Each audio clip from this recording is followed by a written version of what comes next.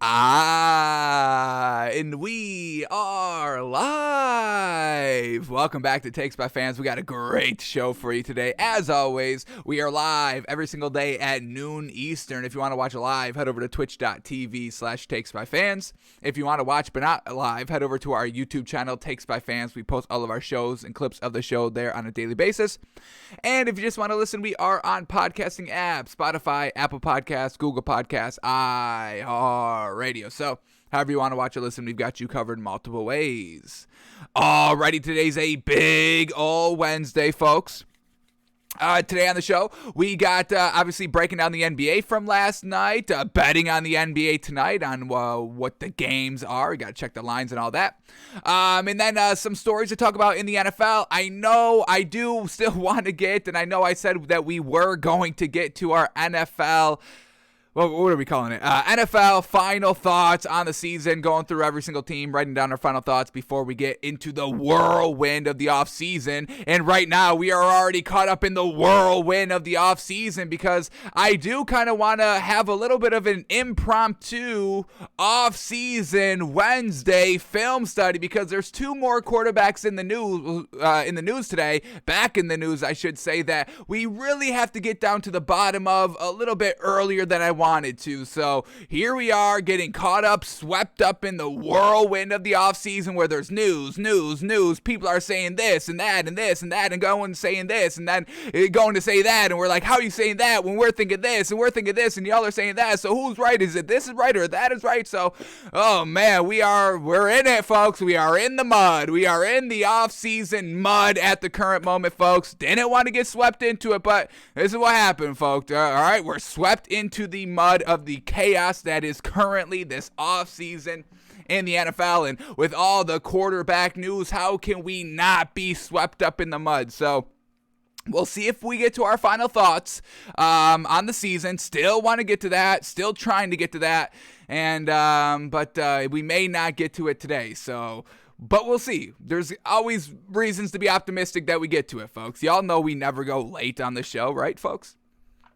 So, two quarterbacks I do kind of want to watch a little bit. Do I spoil the quarterbacks? No, we're not going to spoil the quarterbacks this early. But two quarterbacks, more news coming out about these quarterbacks. And we got to see, are they good? Can they play? Should they get paid? Should they be the starters? Should they be traded? What should be happening with these two quarterbacks? So, we're going to do that, talk some stories in the NFL. And if we have time, we will get to our final thoughts on every team in the NFL. But let's start with the NBA from last night, and then we will shift gears over to the NFL.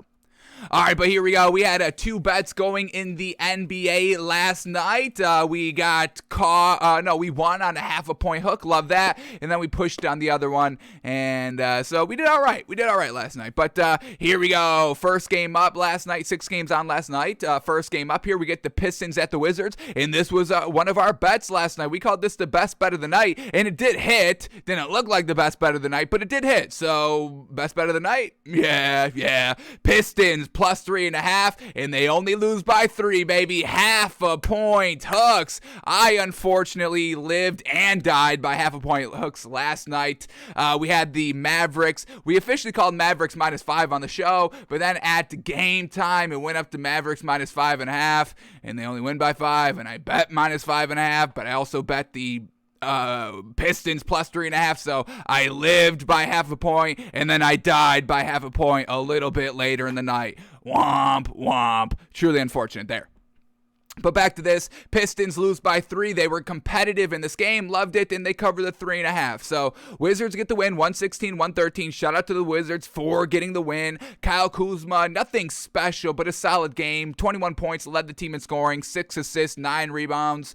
Doing kind of classic Kyle Kuzma, shooting 46%. So good game by Kyle Kuzma, but what made the Wizards great last night was everybody getting involved, folks. We had 8 players in double double-digit scoring. Everybody in the starting lineup got it done. Double-digit scores. Raul Neto at the 1, 13 points. Corey Crisper, 11 points. Daniel Gafford at the 5, 12 points. And then KCP, 15 points. So well done to the starters for the Wizards.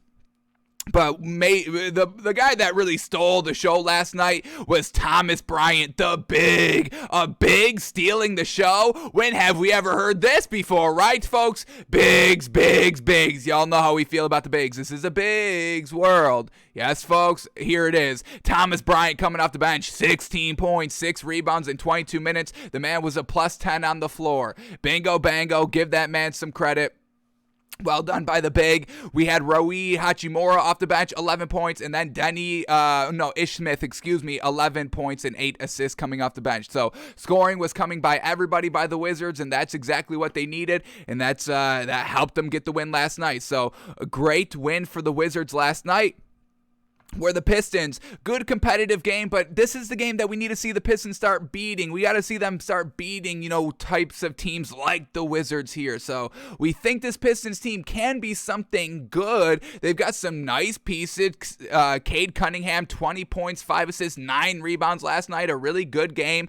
Jeremy Grant back at it, 26 points, led the team in scoring, shot 52% from the field. He was a plus 6 on the floor. That was good. We had Sadiq Bey, 19 points. 7 rebounds. He was a plus 5 on the floor. So, the kind of big 3 here by the Pistons had a really nice game last night. Then we had Isaiah Stewart at the 5, the big out there for the Pistons. 9 points, 9 rebounds, solid performance overall. Going down to the bench, though, not as great as a bench performance that, we had with the Wizards. We had Kelly Olynyk. He put up 10 points. That was good. Killian Hayes, only 7 points. He did have 5 assists and 7 rebounds. That overall was good, but needed that offensive production because they only lost by 3 last night. So Pistons, not really moving the needle. They had some really solid games and some nice wins over the last, 2-3 games. But overall, not sustainable, not beating a Wizards team on the road. This would have been a nice, solid win to kind of prove, hey, the Pistons, they're not going to be a great team, but they're ready to be competitive and start beating teams a little bit on a regular, consistent basis. But not beating this Wizards team, not a great look for the Pistons last night. But they kept it close, so we give them still a little credit. So the Wizards get the win, 116-113 over the Pistons last night. All right, next game up here, and man, a little bit of a disappointing game by the Hawks again. Celtics get the win, 107-98, and we saw these two teams play right before the All-Star break, and it went basically the same exact way. Hawks can't close it out in the fourth quarter, kept it close the entire game, had a big lead going into halftime, but then beef it in the third quarter. They get outscored in the third quarter, 31-13. So the Hawks just not being able to kind of put together a full 4 quarters of basketball together, especially against really good, solid teams. And once again, this Celtics team, we love this Celtics team. Everybody's got to be giving the Celtics way more respect than what they currently have been doing. So Celtics get the win, 107-98. Hawks disappointing, not closing out in the fourth quarter. How truly unfortunate. So the Hawks not really kind of make that leap into, playoff caliber team out here. So still got to pump the brakes on the Hawks overall. But let's start here with the Celtics first. Jason Tatum, 33 points, 7 assists, 8 rebounds. Wonderful night by the man. Jaylen Brown only played 2 minutes last night. Hopefully this man is all good, continuing forward.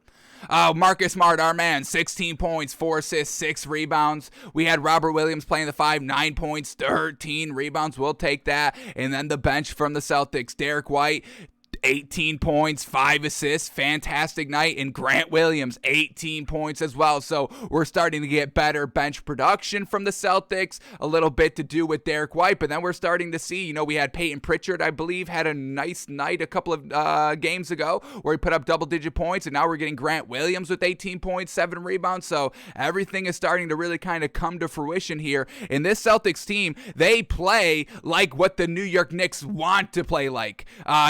Good defense, solid offense, no really kind of, blowing out teams, putting up 140 points a game or anything like that. They're winning by the really sound offense with Jason Tatum and Jaylen Brown, and then just locking it up throughout the game defensively. That's what the Knicks preach. That's the Knicks identity. No real superstar. They got Julius Randle, RJ Barrett. That's kind of their only scorers. Like the Celtics, they got Jason Tatum and Jaylen Brown. That's really their main scorers. They can both go for kind of 30 a night, 25 plus every single game, like we get with Julius Randle and RJ Barrett. But they win defensively and closing it out in the fourth quarter and in the second half of games. That's what the Knicks want to be, but the Celtics are actually that. So shout out to the Celtics. We love their head coach, and they're winning some really good games out here. So Celtics get the win.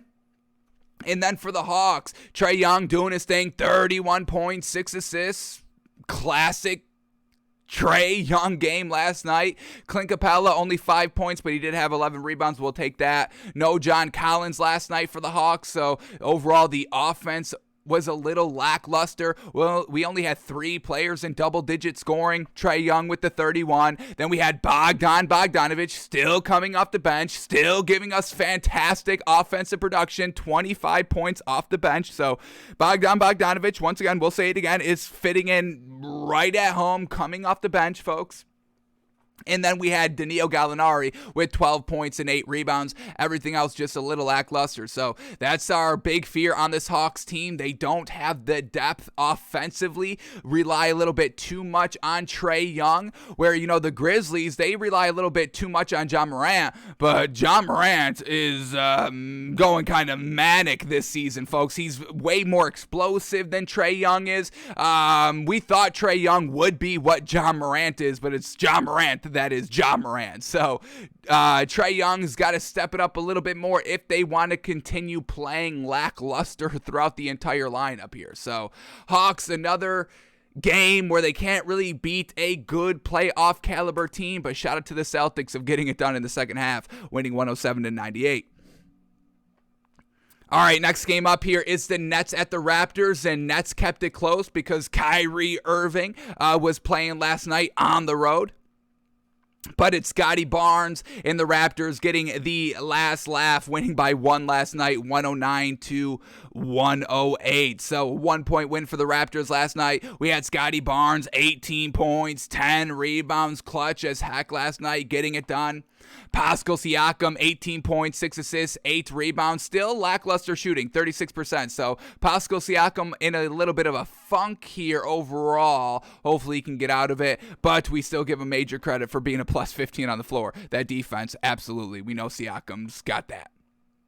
And then we had Gary Trent Jr., 24 points, 7 assists. We had no Fred VanVleet last night, so Malachi Flynn is still filling in at the one for the men, 15 points, 8 assists, 6 rebounds. Yeah, that's a little bit of Fred VanVleet-ish. Not the points-wise, but everything else, yeah. So well done to Malachi Flynn, filling in kind of perfectly for no Fred VanVleet. And then coming off the bench, Thaddeus Young, 11 points and 3 rebounds in 23 minutes. I'm going to take it, folks, absolutely. We love the addition of Thaddeus Young here for the Raptors. And then we have Chris Boucher coming off the bench, 8 points and 6 rebounds. So well done for the Raptors of getting back on track. What do they want? 2 now? 2 in a row? Getting back on track from that awful 2-game skid that they were on. And then for the Nets last night, Seth Curry doing his thing, 18 points, 6 assists, 4 rebounds last night. We will take that. Patty Mills, once again, not really doing anything meaningful, anything impactful, 8 points, 2 assists, 2 rebounds. James Johnson, 19 points, and that was really it. Cam Thomas coming off the bench with a nice 11 points. We had Goran Dragic, 10 points, still a little bit on minutes restriction, only playing 15 minutes last night, but no Andre Drummond. No Kyrie Irving. Nets coming up a little bit short overall, but Raptors get the win, 109-108. All right, next game up here, we got the Clippers at the Rockets, and this is what should have happened last game where they faced each other, 2 games ago where they faced each other. Clippers win by 13, no problem. Clippers get the win 113-100 over the Rockets last night. Reggie Jackson gets it done, 17 points, 6 assists, 5 rebounds, absolutely. Zubac the big for the Clippers, led the team in scoring, led the team in rebounds. This is a big world for Zubac last night. We had 22 points and 12 rebounds. Yes, sir, absolutely. Marcus Morris still doing his thing from 3, 4 of 6 from the 3 for 18 big old points. And then Amir Coffey, always pretty consistent out here. 10 points in 17 minutes, absolutely well done. And then shout out to Brandon Boston Jr. with the solid 11 points and 4 rebounds in only 17 minutes as well. So good production all over the place by this Clippers team, led by Reggie Jackson. We'll absolutely take that. And then for the Rockets, all right, what do we got? We got Christian Wood, 17 points, 8 rebounds. I mean, when your best player on the floor is a big, 17 and 8 is not enough to get it done. And this is what we're seeing by the Rockets literally all season long. We had Jalen Green led the team in scoring with 20 points. Dennis Schroeder still lackluster, 8 points on 25% shooting. He had 6 assists, so we give him a little credit for that. But at the end of the day, it doesn't result into wins. Dennis Schroeder, I mean, how have the mighty fallen? No, we were talking about Dennis Schroeder in the offseason potentially getting majorly paid, but took a 1-year deal, bet on himself, and now got traded at the trade deadline, and now is on an irrelevant team in Houston. So not the greatest for Dennis Schroeder, not the greatest for the Rockets, but the Clippers get a win that they should have won. So well done for them, winning 113-100. All right, next game up here, we got the Warriors at the Timberwolves, and what a great dominant win here by the Timberwolves, winning 129-114. Just Steph Curry kind of out there by his lonesome last night, could not carry the weight by himself. But let's start here with the Timberwolves. No Anthony Edwards last night. Little surprising, and they were still dominant. So that's a huge green flag, green light for this Timberwolves team progressing. So let's check in on the big 2 instead of the big 3 last night for the Timberwolves. We had Karl Anthony Towns, 39 points, 9 rebounds. Yes. D'Angelo Russell, 22 points, 7 assists, 3 rebounds, 2 steals. Yes. Then we had Malik Beasley coming off the bench, 20 points. Teron Prince coming off the bench, 11 points. And then Patrick Beverley giving us a solid 10 points and 7 assists. So, yeah, we got some great production by the bench. Other role players stepping it up. Karl Anthony Towns doing a little bit extra, kind of to make up for no Anthony Edwards last night. So what a win coming together here for this Timberwolves team, beating still a solid Warriors team. Obviously, the Warriors not at full strength, but at the end of the day, it's Steph Curry, and it's just the energy that the Warriors bring in. It's the coach, Steve Kerr, and the Timberwolves kind of, getting a nice 15-point win. That's a blowout win in the NBA. That's real solid of what needed to be done here for the Timberwolves, given the missing pieces by the Warriors last night. So this is a really good, promising, emerging Timberwolves team. We're on this Timberwolves train. We want to keep seeing them get better and better and better. Not ready to quite crack the top 6 in the Western Conference. Still about 3.5 games back from overtaking the Nuggets at the 6th seed. So the Timberwolves still in the play-in tournament. But when we look at, who they have to beat and play in the play-in tournament to get and secure a playoff spot, if the season ended today, the Timberwolves would have to kind of face the Clippers in the first round. Yeah, that's a win for them. And if for some reason they lose against the Clippers, they would have to beat the Lakers or the Pelicans. Easily they can beat the Lakers. Yes, sir, this Lakers team is not good. And then for the Pelicans, that'd be a decent game. But yeah, the Timberwolves would absolutely have a chance to beat the Pelicans. Pelicans are also kind of emerging as of recent, as of late. But overall, the Timberwolves are looking real good to finish out the season and get into the playoffs, and that's exactly what we want to see. So well done for the Timberwolves last night. And then for the Warriors, here we go. We got Steph Curry doing his thing, 34 points. He shot 5 of 16 from 3. Not the most efficient, but we'll give him 34 points, 4 assists, and 5 rebounds to go along with that.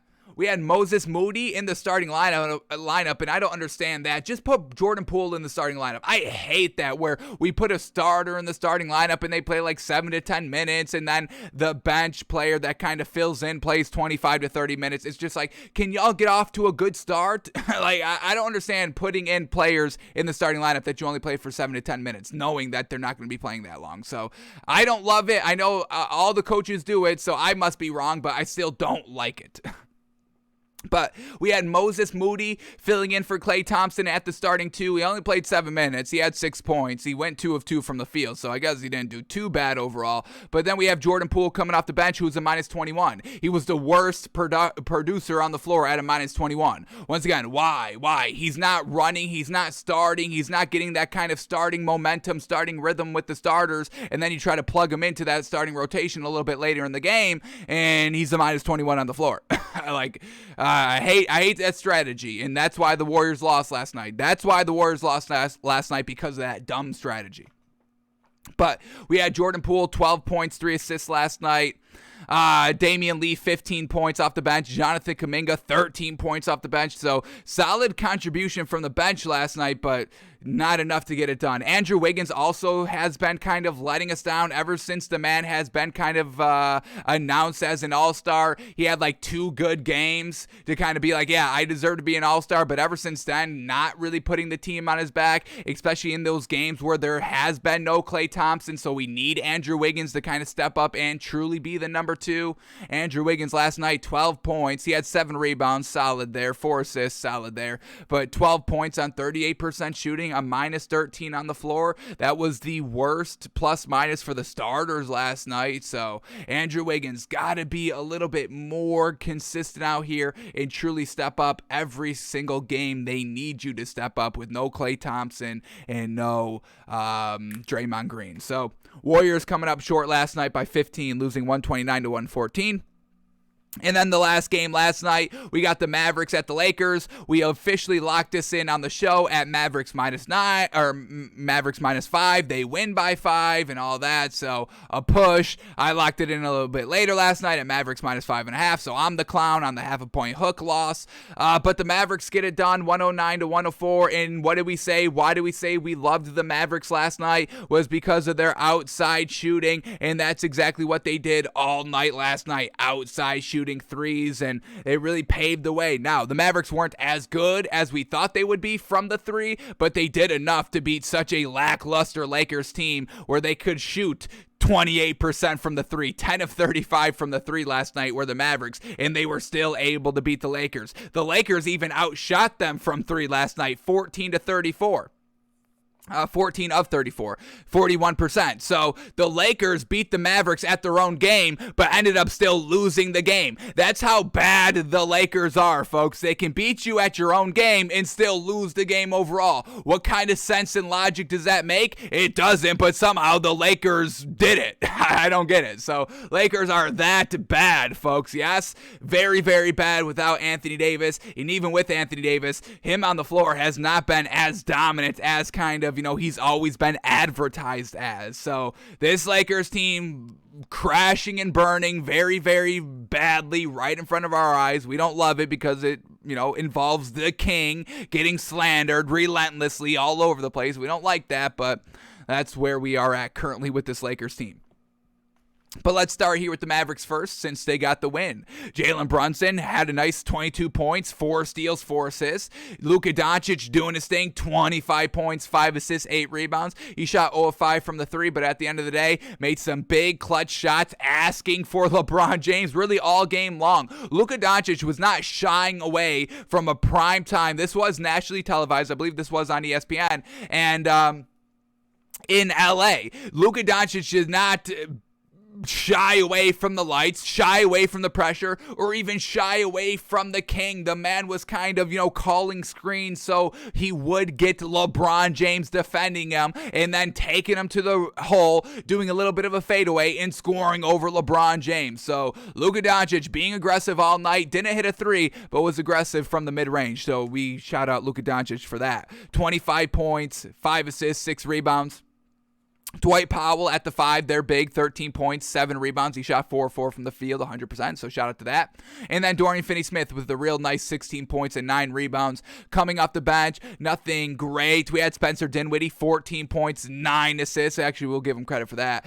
Newly acquired piece here, getting it done. Davis Bertans letting us down, only playing 10 minutes. Don't love that. Let's give Davis Bertans more time. I need this man 15 minutes at minimum every single night, and I would like to see him kind of of work his way into the starting lineup, but we digress. We don't think that's going to happen. But Davis Bertans, no points on 4 shots. 0-4 from the 3. Come on. But at the end of the day, they did enough to be a lackluster Lakers team, where we had LeBron playing the 5 last night because you got to do something. You've got no good big. You traded away, DeAndre Jordan. Dwight Howard's not really that guy anymore. No AD, so LeBron takes over at the 5, 26 points, 12 rebounds, 5 assists, a magnificent game because it is the king. LeBron is still good, folks. It's just the Lakers have no other real good pieces, consistent pieces around them.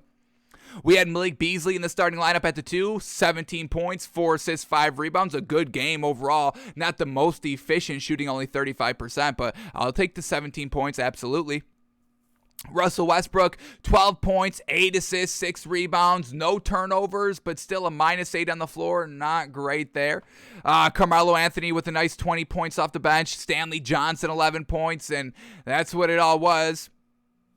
And just came up a little bit short last night, lost by 5. LeBron James, a meaningless 2 points at the end of the game, truly screws us. They would have won by 7, but they only won by 5. And then the Lakers just giving up. The final 13 seconds left. This is how it all played out, folks. LeBron James gets the inbound. They're down 7. He gets the inbound. He goes to the hole, gets the 2-point layup. Now it's a 5-point game, and there's still like 14 seconds left.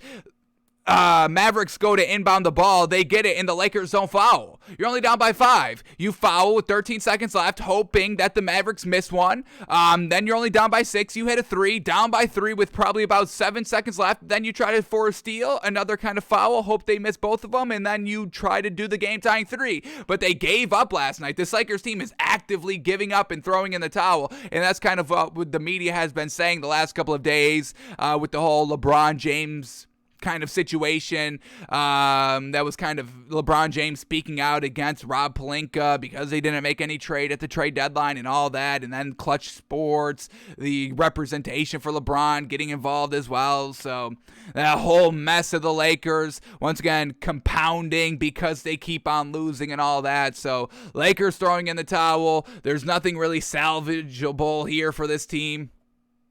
But we'll see how they continue to play. Currently still in the play-in tournament at the 9th seed, but is kind of potentially looking to get out of the 10th seed. I mean, we've got the Spurs, who are always pretty solid, have been decently competitive this season for not having a superstar.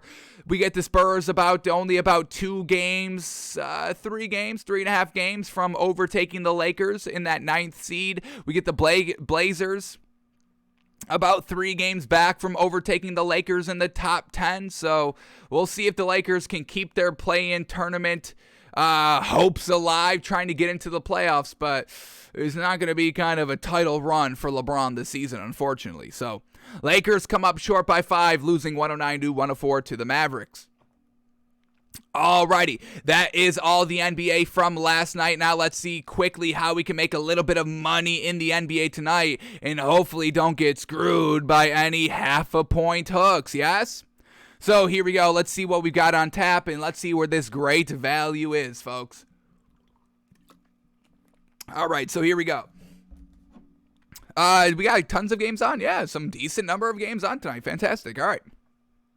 So here we go. First game up here, we get the Hornets at the Cavs. Hornets +4, Cavs -4. All right. Let's see what was all in and out here. None of these teams on the back-to-back, so that's great. We get Gordon Hayward is still out, and Jalen McDaniels is a game-time decision. And then for the Cavs, man, oh man, we get Caris LeVert still out, but Darius Garland is a game-time decision. Alrighty, that's huge. We need Darius Garland before we kind of start betting the Cavs. We would love to have Caris LeVert back as well, but let's, Darius Garland is truly kind of the make it or break it. We can overlook no Caris LeVert, but no Darius Garland, we will never bet on that. So let's see quickly, does NBA Fantasy Labs have any news, and if Darius Garland is leaning one way or the other, and we don't get any information on that. So unfortunate there. But Cavs -4 looking real good. Hornets as of recently have kind of been the same thing, honestly.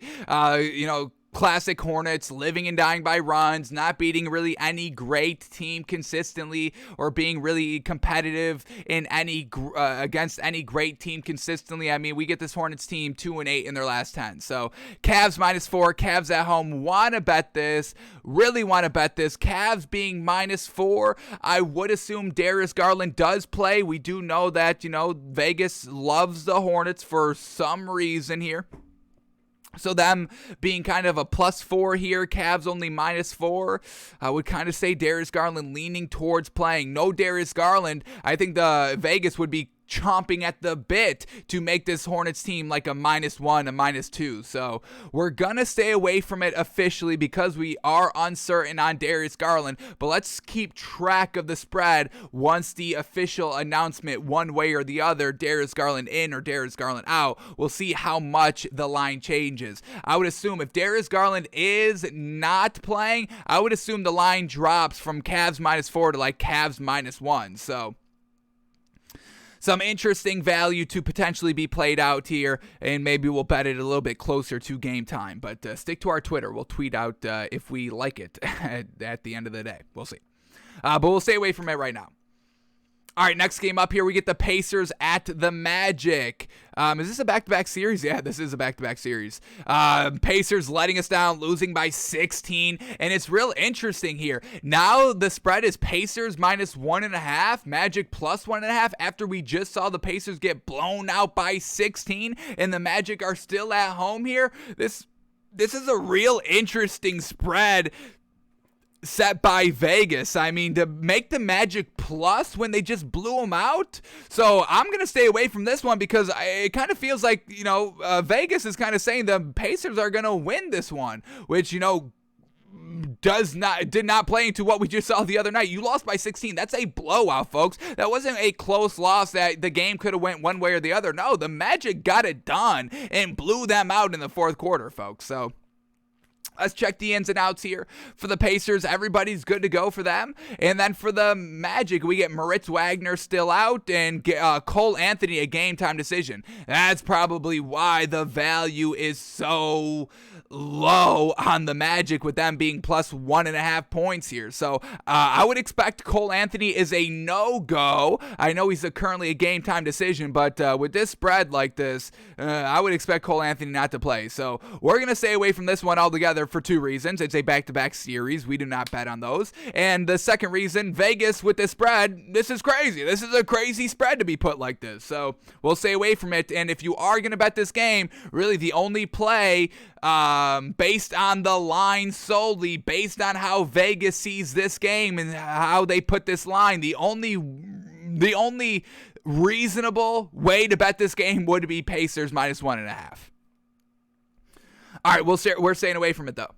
All right, next game up here, we got the Knicks at the 76ers. Now, this is a back-to-back series, but this is our sponsor, baby. Once again, our sponsor facing our NBA champions. So the exception to the rule, and we don't take exceptions to our rules very, very lightly, folks, but this is betting against our sponsor, so we will take the 76ers -10.5. It's a big spread. Folks, I mean, this is literally everything that we kind of, have rules-wise, betting-wise, it's this game right here. We bet our sponsor every single game, betting against our sponsor every single game. We're going to be betting on our NBA champions. This is a back-to-back series. This is a big old spread, all of that, folks. So, man, oh, man, it's everything that we hold near and dear to our hearts, betting-wise. It's all right here, wrapped up in one game here. So, we have to take it. No, don't we have to take this? I don't know, but we are.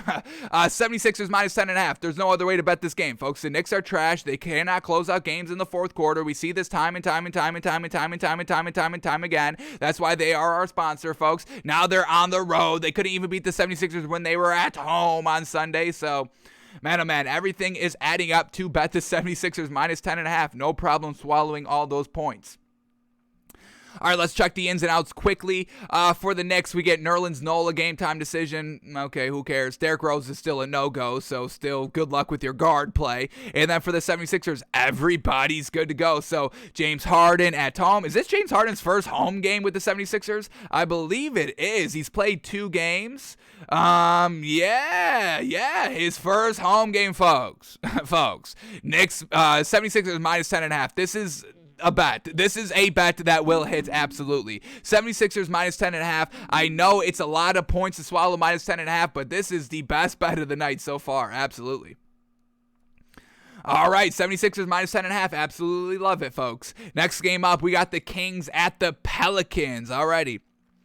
Kings +6, Pelicans -6 here. Let's check the ins and outs.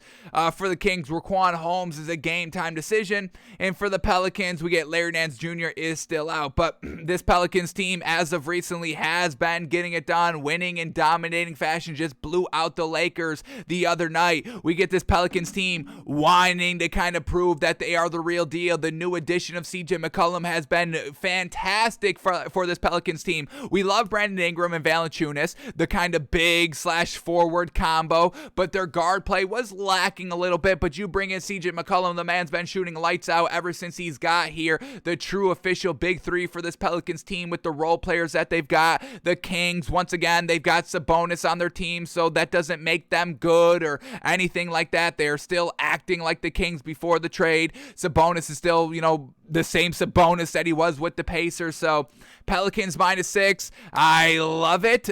Pelicans, they're emerging, folks. Do not sleep on this Pelicans team. They don't get a lot of play in the national media, but this is a true rising, exciting team to get behind that is going to make some noise in the playoffs, folks. Do not sleep on the Pelicans. Pelicans -6. Absolutely love it. All right, next game up here, we get the Jazz at the Rockets. Jazz -14, Rockets +14. Rockets on the back-to-back, so we will stay away from this. Everybody's good to go for the Jazz, where the Rockets, we get Eric Gordon a game-time decision and Kevin Porter a game-time decision. But it is a back-to-back, so we will stay away from it.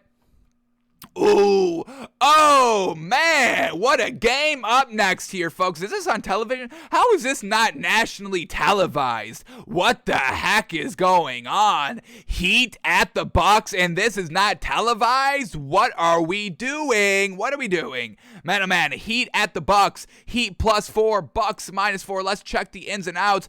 Kyle Lowry is still out, and Victor Oladipo not quite ready to make his debut yet, but I am hearing the chirpings that Victor Oladipo is ready, folks, and looking real good. So once Victor Oladipo is truly back for this Heat team, it is game on, folks. It's going to change the Heat. This will change the landscape of the NBA, folks, once Victor Oladipo is cleared to play for the Heat. So no Kyle Lowry tonight for the Heat. And then for the Bucks, we get Pat Connaughton out, Brook Lopez out, George Hill out. So, man, oh man, a big game for the Heat to kind of prove their dominance in the East. They proved it the other night, beating the Bulls pretty solidly, but this is another level of competition. We know the kind of Bulls overall are a little fraudish. Yes, the superstars are great. DeMar DeRozan's great. Zach LaVine's great, but winning against the great teams, that's where the fraudulence truly comes out on the Bulls. So I would say this is more of a test for the Heat to try to win tonight. Heat +4. I think I'm going to take it. Once again, the depth of the Bucks team is not there, especially at their guard position. Traded away their kind of extra guard at the trade deadline for really no reason to get another big. You don't need another big. Brook Lopez will be fine. It seems like he is going to come back, and Bobby Portis was filling in good, but you're lacking at the guard play, and that's what you traded away, your depth at the guard. And now with Pat Connaughton out, compiling on top of that, no good bench at the guard position. So the Heat, we get +4. We know they're kind of, dogs. They're kind of working their way to earn that title of dogs back. We just saw the great game by Gabe Vincent last night, their last game, filling in for no Kyle Lowry, Tyler Hero getting it done. So we're going to take the 4 for the Heat here. They're going to be locked in. This is a huge, big, meaningful game in the Eastern Conference to be competitive in at the very minimum. I do not see this Heat team getting blown out. They've got too much pride and too much great leadership throughout the entire team, coaching-wise, player-wise, superstar-wise, bench-wise, to truly not be competitive in this game. So I get the Heat +4. I think is great value overall. A lot of people are still on this Bucks team big time, and I don't understand that. Everybody's still saying the Bucks are kind of the clear-cut favorites to win the NBA championship this season. I don't see that at all, folks. I mean, we walked through the playoffs. We've got the 76ers winning the ring, but this Bucks team I don't think are as good as they were last year. They're not as deep as they were last year, and this Bucks team still got into some trouble throughout the playoffs when they weren't deep, when they had some injuries. And Pat Connaughton was injured last year. They were struggling to kind of, win in kind of dominating fashion in the playoffs because they did not have that depth. And we're seeing the same thing here over the last couple of weeks here. This Bucks team not having their depth and not looking as great as we know this Bucks team can be at full strength. Yes, they just blew out the Hornets, but we know the Hornets are not good. That's not a good indication of the Bucks being good, of blowing out the Hornets, folks. That's not the case. So I get the Heat +4 here. I absolutely love that, folks. I love it now. I liked it, but now I'm loving it. Yes, Heat plus the points. Give me that. Give me that. I know no Kyle Lowry. I get it, folks, but we know this Heat team has the reputation of digging in deep, finding those role players coming off the bench and filling them into the starting lineup and having great success. So give me the Heat with the points. This Heat team is ready to prove that they are dogs once more, folks. And I'd have no problem giving this Heat team their dog title back if they can beat this Bucks team and look good while doing so. So the Heat nickname, the dog nickname, the kennel nickname is on the line tonight for the Heat. You win, you get it back. You lose but cover the spread. We'll talk about it. You lose and get blown out. That's wiped off the table. And then we have to see something else great for you to once again earn that nickname. So a lot of pressure on the Heat tonight, folks. We'll see if they live up to it. Heat +4 though. Give me that. Give me that. Yes, sir. Oh my goodness. Give me that. Give me that now. Like I'm about to stop the show just to bet that. Yeah. Heat +4. Love it. All right, last game up tonight. We get the Thunder at the Nuggets. Thunder +14.5. Nuggets -14.5 here. Thunder have been pretty, I was going to say pretty solid until I just remember their last game getting blown out by the Kings by 21 points. But yeah, the Thunder have been kind of interesting. Once again, up and down, competitive, non-competitive, competitive against some teams that they shouldn't be competitive against. Yeah, who was their last win? Their last win they shouldn't have won, right? Against the Pacers. That's right. All right, they did beat the Pacers. We were more disappointed in the Pacers than impressed with the Thunder, though. All right. But yeah, the Thunder are not that great. And did this just go up a half a point? Yeah. Thunder +15 now. Nuggets -15. So everybody's swallowing the big points with the Nuggets, and I can't blame them. Can't blame them at all. For the Thunder, we get to Luguentz Dort is still out. Josh Giddey's out still. So once again, just Shai Gilgeous-Alexander trying to do it all by his lonesome.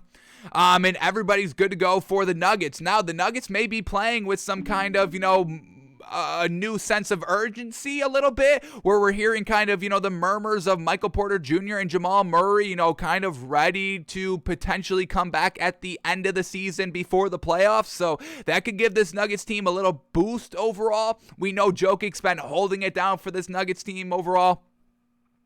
Nuggets -15 should be good, but we've already got 3 other good games that we've got. Once again, don't need to push anything. Don't need to push anything with the big spread. I'm not afraid of this big spread, folks. This is not our fear of big spreads coming out here. We've overcome that fear. It's just, we don't need to push anything. We've got 3 great bets overall. Nuggets -15, it should hit. Backdoor cover potentially there. But, give me the 76ers -10.5. That's our big spread of the night. We've got 2 other great bets. We found a great bet getting points. That's that's really what you look for, right? When we're all betting, we want the points. We want the value with the points, absolutely. The Thunder +15, that's just a lot of points. There's no value there. We know this, but we're always looking for some great value. Let's get the points, and we found the points with Heat +4. So don't need to push anything. 3 solid great bets tonight that we are comfortable with. Don't need to push anything on something that is good, but at the end of the day, Don't need to push anything. That's it. That's it, folks. We don't need to push anything, and we're not going to be pushing anything. 3 great bets. Here they are one more time. 76ers minus 10.5. Pelicans minus 6 in the Heat plus 4. Alrighty, that is all the NBA for today. So now let's shift gears and head over to the NFL, where we got a couple of stories we need to talk through, and then we'll get to a little bit of a mini film study, folks. Our first off-season mini film study of the year. Who would have thought, folks? Who would have thought that we would be having off-season film studies? Man, oh man, I'm loving it, though. So we'll do that, and then we will try to get to our NFL final thoughts. Gotta get that going. Damn. All right, maybe we'll try to do that. Maybe we'll do it on like a Saturday show where we only do that because we really have to get that going and kicked off. Once again, we have to really do that before the whirlwind of the offseason truly starts to kick up even more than what it already has. Damn. So we'll see, folks. Keep it here, and we'll tell you what we're doing. But for right now, let's see what we can get to. Here we go. All right, first story up here, we're going to be talking about Carson Wentz. His future with the Colts, not really good. We're kind of hearing that the Colts, at kind of the first end of the season, when the season first ended, that the Colts were ready to move off of Carson Wentz and all that. But we just heard from general manager of the Colts, Chris Ballard, yesterday on Carson Wentz's future with the Indianapolis Colts. He says, quote, "I don't have the direct answer for you. We're working through it. Ultimately, we'll do what's best for the Colts." So that's not reassuring if you're Carson Wentz, having the general manager being like, yeah, I don't know. We're going to do what's best for the Colts. Not even, we're going to do what's best for the Colts and Carson Wentz. No. We're going to do what's best for the Colts. And what we just saw last season, folks, what's best for the Colts is to get rid of Carson Wentz. Now, it's unfortunate, but, what a flounder job. He didn't just, flounder, folks. He stunk it up while floundering big time. The fact that you could not beat the Jaguars the final week of the season just to secure a playoff spot, folks, they're not going to live that down. That energy's already in the locker room. The fans already have that distrust to Carson Wentz. There's no winning that back. So you just have to move forward, especially now because we're getting T.Y. Hilton. He said, hey, he wants to keep playing for the Colts. Or just wants to keep playing in general. So you really have to kind of keep T.Y. Hilton. That's your main guy, your number one wide receiver. And we've been having this kind of dance, this game with T.Y. Hilton over the last 2 seasons. After Phillip Rivers, beefed it in the playoffs, losing wild card round, not progressing through the playoffs. Once again, that Colts team 2 years ago were kind of Super Bowl caliber. It's kind of been Super Bowl or bust the last 2 years for the Colts, with the quarterbacks truly, beefing it for the entire team. The defense was good. The weapons were all pretty solid. Jonathan Taylor was getting it done, but the quarterbacks were kind of the single-handed reason why they did not progress in the playoffs because of the quarterback. So T.Y. Hilton kind of playing the game. Hey, I think I'm going to retire. I think I'm done. Then they bring in Carson Wentz. He's like, all right, I'm down one more time. And then at the end of this season, it was like, hey, I think I'm done. I think I'm done playing. And now that, general manager Chris Ballard kind of coming out and being like, yeah, Carson Wentz, I can't tell you what we're doing, but we're going to do what's best for the Colts. So now T.Y. Hilton be like, all right, you're moving off of Carson Wentz, then you got me sold. So it kind of seems like T.Y. Hilton doesn't want another year with Carson Wentz, and I can't blame him. So you got, if I'm keeping one person, T.Y. Hilton or Carson Wentz, I'm going with T.Y. Hilton all day, every single day of the week. No debate, no discussion. It's literally T.Y. Hilton comes to me. I'm the general manager. Yo, Chris Ballard, man. I love this game. I want to keep playing, but Carson Wentz got to go. I'd be like, yes, okay, yeah, fine, yeah. Right now, I'll call him up. Oh, hey, Carson, you're cut. Yep, that's it. Yep, clean out your locker room. You're done. Before T.Y. Hilton can even leave the room, I'm done with Carson Wentz. He's gone. T.Y., he's gone. You're good now? Yeah? All right, we're good. We're on the same page. A quick 15-second discussion, and we're all on the same page. We're moving forward with T.Y. Hilton and letting Carson Wentz go.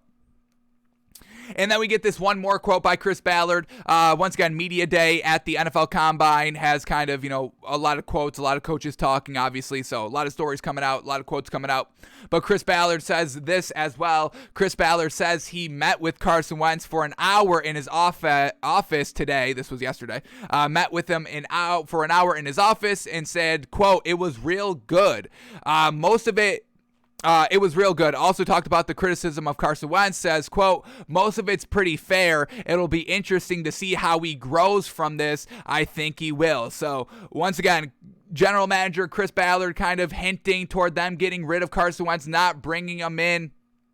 Everything kind of real vague, says that they'll do what's best for the Colts, and then also says, hey, I think Carson Wentz will grow from this, just not here, basically. And I think it'll be interesting to see how he grows from this, just not around here. I think he will grow from this, just not around here. So Carson Wentz not looking to be returning for the Colts. That's obviously the right decision. We stand behind it. But can they finally get the quarterback? They thought it was Phillip Rivers. I never bought into that. Then it was Carson Wentz, and we bought into that until week 3 when he got injured. Then we were done with Carson Wentz. So can they just get the right guy for once? Aaron Rodgers, should be kind of the guy you truly target, because Aaron Rodgers with this Colts team, yeah, that's Super Bowl caliber, absolutely. That's really the biggest name out there. Then maybe a Gardner Minshew type. I believe he can still get it done and all that. We'll see how Kyler Murray's progressing. We're going to be talking about him in a second as well, but there is going to be some options here for the Colts, and we'll see which quarterback they truly believe in to try it again.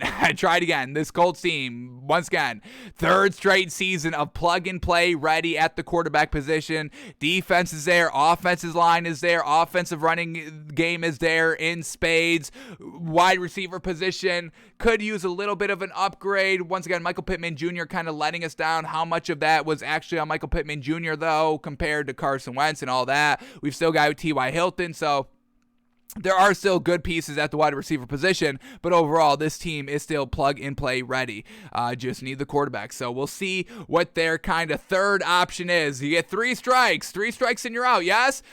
Striked out with Phillip Rivers, struck out with Carson Wentz. One more opportunity before the entire team needs to kind of be blown up and try it again. But we'll see how it all goes. Once again, off season just starting, and information all over the place. But do not expect Carson Wentz to be a Colt next season, and that is absolutely the right decision.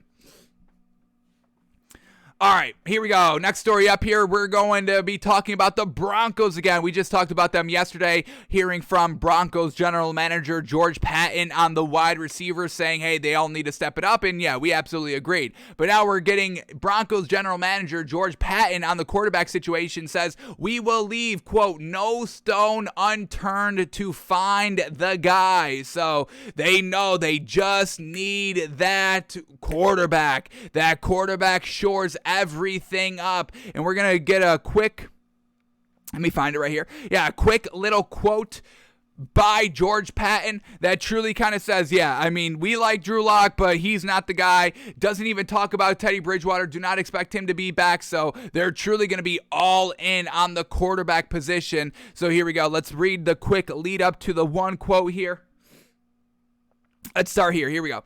The 2022 draft class is not seen as being top-heavy at quarterback, with NFL Network draft analyst Daniel Jeremiah's latest mock draft seeing just Pittsburgh Kenny Pickett and Malik Willis going in the opening round. So we got draft analysts saying, hey, we're only going to be having 2 quarterbacks taken in the first round, where over the last, 2 years, we've gotten 4 and 5. So truly not a deep, great quarterback draft class. So watch out for the free agent quarterbacks. That's where the kind of value in the market is going to be. And honestly, once again, Gardner Minshew should be kind of the golden goose of this offseason quarterback market, with every kind of backup quarterback, free agent quarterback, draftable quarterback. Gardner Minshew really should be kind of the front runner, honestly.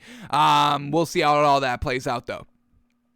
All right, back to the article. So if the Broncos are unable to pull off a blockbuster trade in the offseason for a quarterback, they might take a chance on making one in the draft. Speaking Tuesday at the Combine, Patton let it be known that just about anything was a possibility, saying, quote, "It's always a priority. It's the most important position in sports. So we're always looking. We do have Drew Lock under contract. We have Brett Rippon.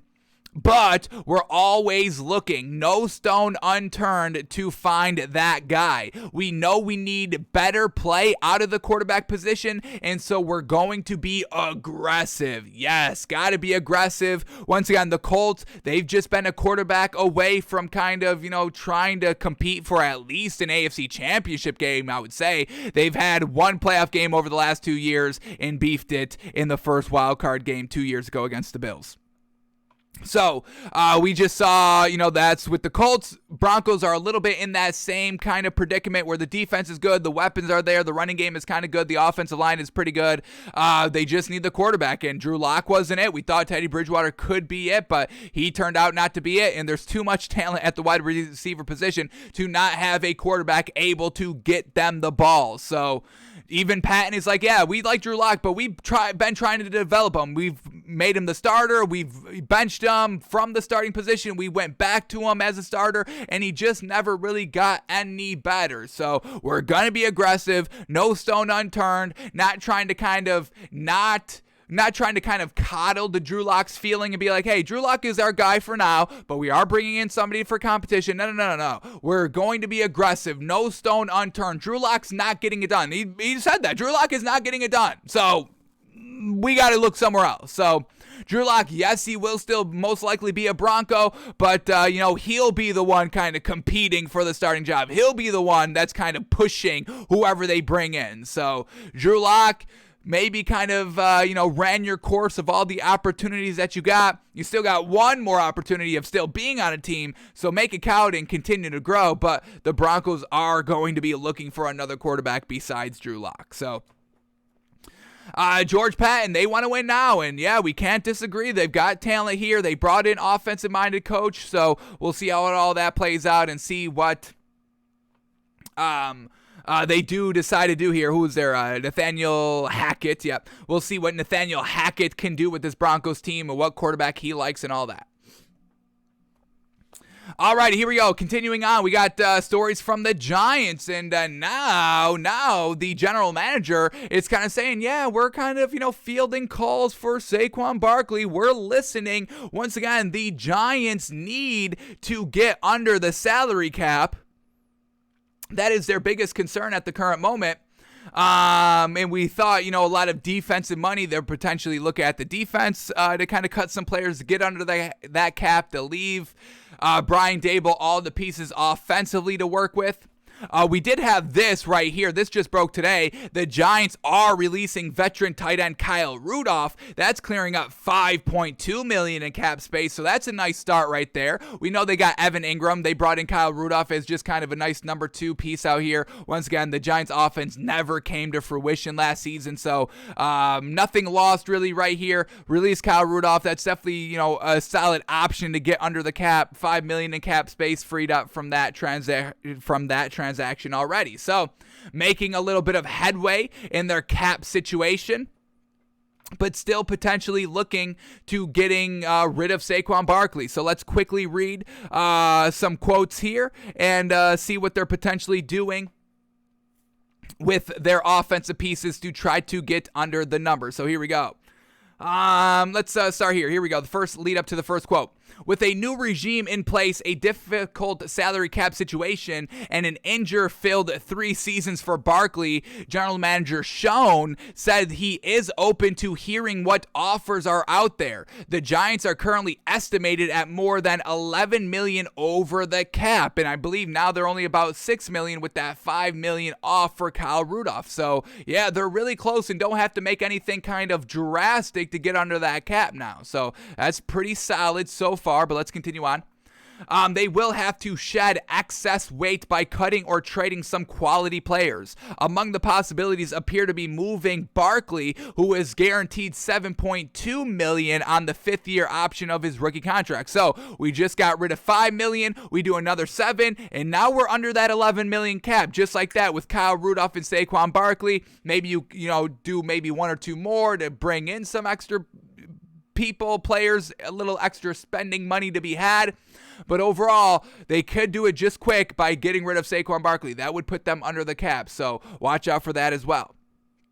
First quote here by General Manager Joe Schoen says, quote, "We're still working through that, but I'm open to everything. Like whether it's trading player for player, I'll listen to anybody. If it's trading a couple of players, I'm not going to say the entire roster that we're open for business on the entire roster, but if anyone is going to call and they're interested in any of our players, I'm certainly going to listen. Again, we're in a situation where unfortunately we have to get under the salary cap. We're not in a very good salary cap health. Again, I'm not going to say yes to every deal, but I'm definitely going to listen and be open to the situation that are best for the New York Giants." So we saw Saquon Barkley coming off the injury this season, ready to go, but he was really never ready to go, wasn't ready to go week 1 and still got banged up through the season. How many games did Saquon Barkley actually play? Did Saquon Barkley only play like 7 games this season?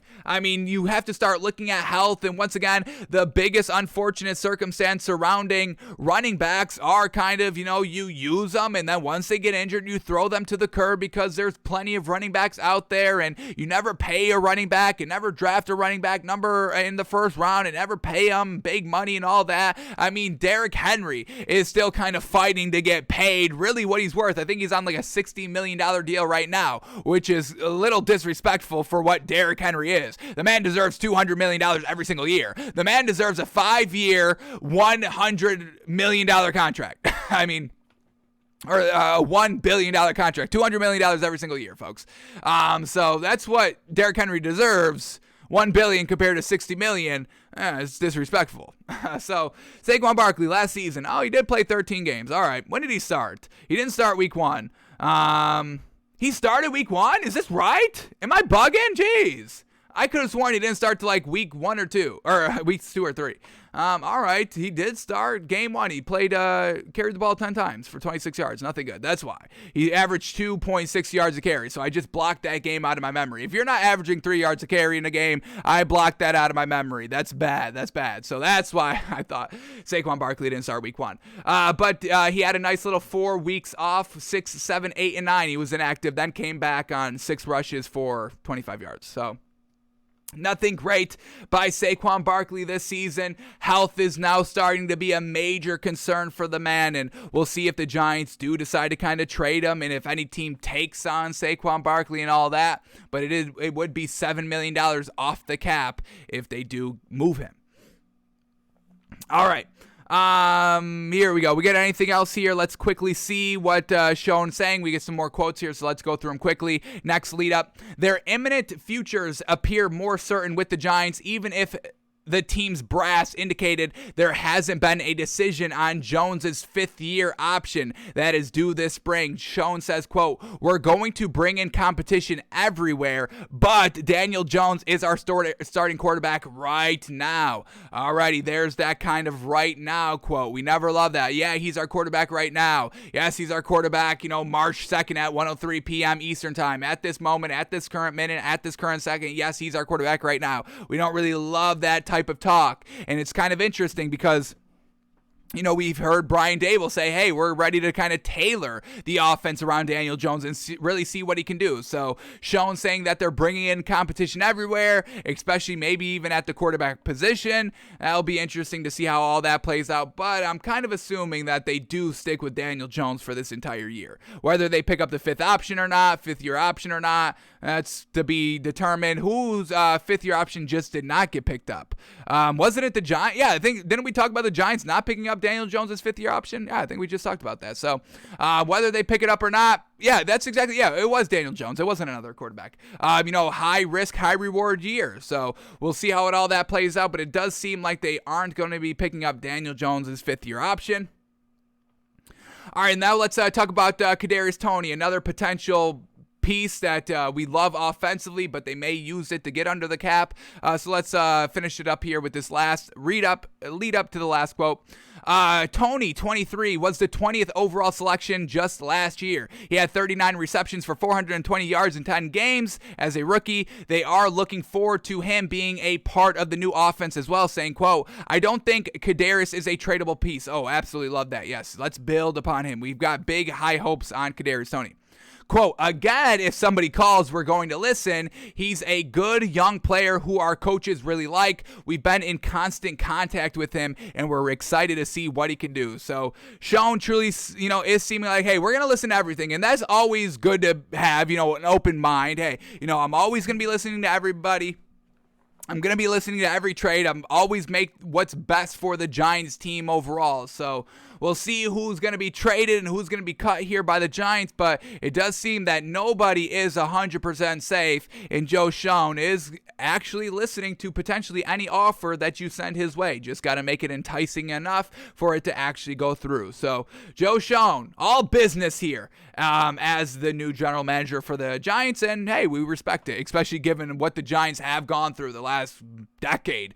Yeah, we need some new thinking out here. So nobody's safe for the Giants. All right, here we go. Next story up. Let's go through the remaining here quickly. We're running late today. Jeez. This is why we can never get to our final thoughts. We just run late. Man, oh man. All righty, here we go. Next story up, and this is interesting. No, folks, there's a report from Ian Rappaport, folks, and once again, look at people's language, what they're saying, how defensive they get, folks. You can break down language. If you know the person, if you know who you're talking with, you can use their language to infer what they actually mean, folks. We see this all the time. We point it out all the time. As of recently, when did we bring it out? When we were talking about the NFL, about Brian Flores' situation. Everything was, quote, categorically untrue. Everything Brian Flores ever said was categorically false. And once again, they doubled down on that language, which proved to be kind of not true at the end of the day. Then what did we just hear by Aaron Rodgers? Him wanting to be the highest paid player in the NFL was, quote, categorically false, categorically untrue. Once again, extreme language. That's not just false, it's categorically false. Doubling down language-wise, and all that. But now we're getting a report that the Packers are negotiating a short-term deal with Aaron Rodgers that would make him the league's highest paid player. So which is it, Aaron? Once again, him lying, him wanting to save face. What is it? We'll know once an actual deal gets done, but once again, everybody, even if it is true, they say it's false. That's why, we can't take everything at just face value, and we read into things. That's why we read the actual quotes and keep up with what they're saying, when they're saying, and when does it change? What's the point of the change of tone or just philosophy or words and all that? This is what we do. Yes, we do kind of give most people the benefit of the doubt at their face value with their words, but once we've been burned, like we've been burned multiple times by Aaron Rodgers, we're going to take everything with a big old grain of salt, and Aaron Rodgers' salt shaker is ginormous because every single grain of salt is ginormous. So if it was just a regular salt shaker, there will only be one grain of salt in there, and it wouldn't even be able to come out of the lid. It's such a big grain of salt that we're using with Aaron Rodgers. So, Aaron Rodgers saying to Pat McAfee, no, that's categorically false. That's categorically untrue. Of course I wouldn't want to be the highest paid player in the NFL. I'm trying to be the good guy here. I want to stay in Green Bay. I'm trying everything in my power to stay in Green Bay. Trust me, folks, if Aaron Rodgers wanted to stay in Green Bay, it would get done just like that. It would be easy for Aaron Rodgers to stay in Green Bay, okay? So Aaron Rodgers may be looking for an exit plan out of Green Bay to make him look like the good guy, because that's all Aaron Rodgers cares about is optics. Aaron Rodgers only cares about optics, folks. How many times do we need to see an example of this, folks? He doesn't like to turn over the ball because optically in the media, that's bad. That's bad. Nobody ever dissects interceptions.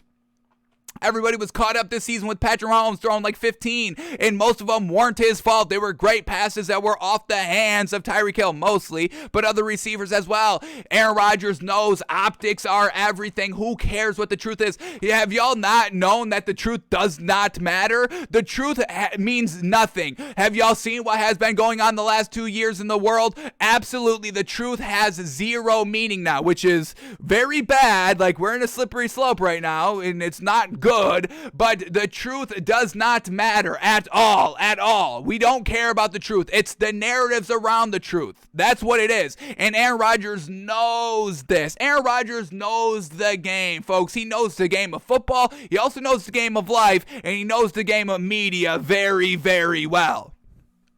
We know this about Aaron Rodgers, so real interesting now that we're getting, hey, there's actual reports. Aaron Rodgers, you saying it was categorically false was categorically false. So there it is, classic Aaron Rodgers lying to everybody, trying to kind of be seen as the good guy. He just wants to be seen as the good guy for some reason. He cares about being the good guy. Okay, it's one Super Bowl worthy, so if that's what you want to do, that's fine. Y'all know how we feel about Aaron Rodgers over here, but report coming out that the Packers are negotiating a short-term deal with Aaron Rodgers that would make him the league's highest paid player. Once again, going against what Aaron Rodgers says. Hey, I want to bring everybody together here. I want to win a ring. I'll do whatever it takes to win a ring. I'll take a pay cut. I want to bring everybody here. I want Devontae Adams back. I want everybody here so we can win a ring to give us the best opportunity to win a ring. And if I have to take a pay cut for less money, I would do that. Yeah, we get it, Aaron. And then at the end of the day, he's the highest paid player, and that's what it is. So we'll see what the deal actually is. We'll see if Aaron Rodgers leaves. I want Aaron Rodgers to leave. I do not want Aaron Rodgers to stay in Green Bay. I do not want Aaron Rodgers to have the Green Bay excuse, because you know that's coming, folks.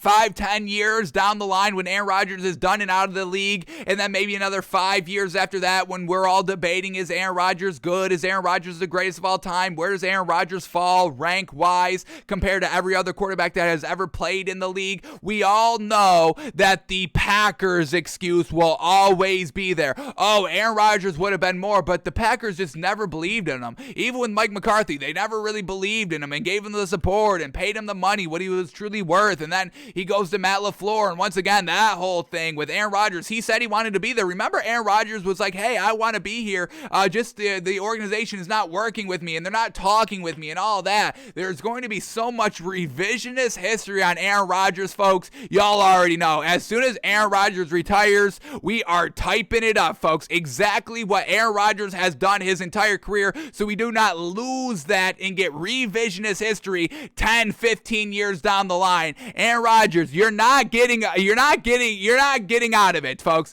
Aaron Rodgers, I'm telling you right now, you will not escape what you actually are. I will always be Aaron Rodgers. I want you to know, takes by fans may not be here. I hope it is, and I'm hoping it is, and I'm going to be working toward it is going to be here 15 years down the line. But if takes by fans is not officially here 15 years down the line, I can guarantee you I will be here, and I will be here, and I will always be pointing out, no, the whole narrative around Aaron Rodgers is wrong, folks. This is truly what happens. Aaron Rodgers is not as great of a guy as y'all thought he was. I will be here poking the holes in your greatest of all time argument with solid evidence. It's not like we're doing that for fun. We've got the evidence to back it up. Multiple games in the playoffs of you floundering to back it up. Your stats to back it up. the videos that we've made over the last year and 8 months, we have that all backed up, Aaron Rodgers. You're not running away from what you actually are 10, 15 years down the line. I want Aaron Rodgers to know this. I want him to know that I know what he is, and I am not letting him off the hook 10, 15, 20, 25, 50 years from now. I will never let Aaron Rodgers off the hook. So Aaron Rodgers, buckle it up, because we've got a long battle, a long battle ahead of us, and I'm not going to go down easy. You understand me, Aaron? I will make it my life's mission to make sure that you are never regarded as the greatest quarterback of all time. Do you understand me, Aaron Rodgers? Buckle up, because the battle is starting right now. I am officially declaring war on Aaron Rodgers. Here we are. Let's see who wins it, because I'm not going anywhere. I am not going anywhere, Aaron Rodgers. Buckle up. So we get that. And then we get this right here. Once again, we're hearing from Joe Schoen, the Giants general manager. Hey, everybody's open for sale. I'm taking calls. I'm listening to every single call out here. But the Packers, on the flip side, Packers general manager Brian Gutekunst says he's not getting trade offers from other general managers on Aaron Rodgers. He says, I'm just not getting them. He says nobody's called him. Is that true? I doubt it, because we already know the Broncos would love to have Aaron Rodgers. I'm sure the Colts would love to have Aaron Rodgers on their squad. So, of course, they're at least calling the general manager, Brian Gutekunst, here for the Packers and being like, hey, you know, what do you need for Aaron Rodgers? Now, you may say nothing and hang up the phone, but I know he's getting some calls. So him saying we're getting absolutely no offers, I think is a little baloney there. Is everybody in Green Bay just straight up liars? Aaron Rodgers a liar? Brian Gutekunst a liar? Is that what they do in Green Bay? They lie? Is that why Aaron Rodgers loves Green Bay so much? Because he can just lie and they all back up his lies and support his lies, because everybody's lying over there. So if you call Aaron Rodgers out as a liar, you got to call everybody out in Green Bay a liar? Is that what it is? Everybody's lying in Green Bay, and I will get to the bottom of it. Do I have to declare war on Brian Gutekunst now? I am declaring war on Green Bay, Wisconsin. I am declaring war on the entire Green Bay organization in Green Bay, Wisconsin. Buckle up, everybody. We are going to war. Jeez. So that's what we get with Aaron Rodgers. Classic. Every single day we get to Aaron Rodgers being exposed for the fraud and liar that he is. All right, what else do we got here? All right, Mike McCarthy, another great coach in this league. No, man, it's always the same people, folks. It's Mike McCarthy, it's Aaron Rodgers. You know, it's the people that are a little bit lackluster than what they actually are. Yes, Aaron Rodgers, highly regarded as one of the greatest of all time. I think we need to pull back a little bit overall on that. Mike McCarthy, hailed as a great head coach. We never bought into that. That needs to be reined in a little bit. So here we go. We get Mike McCarthy on the Sean Payton rumors in Dallas. Says, quote, it's a narrative I don't want to be a part of. And obviously that's what anybody would say. I mean, when you're talking about, hey, there's this other guy that may be taking your job, may be taking your spot. A lot of people are more excited about Sean Payton as the head coach of the Cowboys than they are about Mike McCarthy being the head coach for the Cowboys. So I understand that you're obviously not going to support that. If somebody's trying to take my job here, I take my fans, I'm saying the same thing. That's a narrative I don't want to be a part of. Oh, you think Mike McBride is a better host than I am? Yeah, I'm not going to play into any narrative of that. What are you, crazy? So I understand Mike McCarthy saying that, but there's a lot of pressure on Mike McCarthy now. All these kind of rumors and stories about Sean Payton going to the Cowboys, whether it's a trade, if the Saints would have to engage in an actual trade with the Cowboys to get Sean Payton there, if it's Sean Payton has to take 2 to 5 years off and then he's the Cowboys head coach.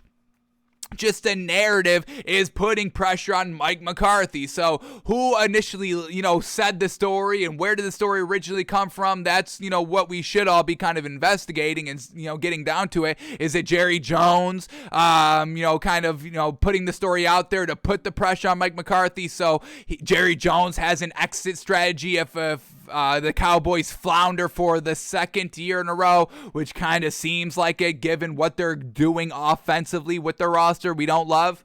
So it's just going to be interesting if this story is actually true or if this story is out there just to put pressure on Mike McCarthy to get it going. But let's quickly read what Mike McCarthy is saying here and why he doesn't want to be a part of the discussion. So here we go.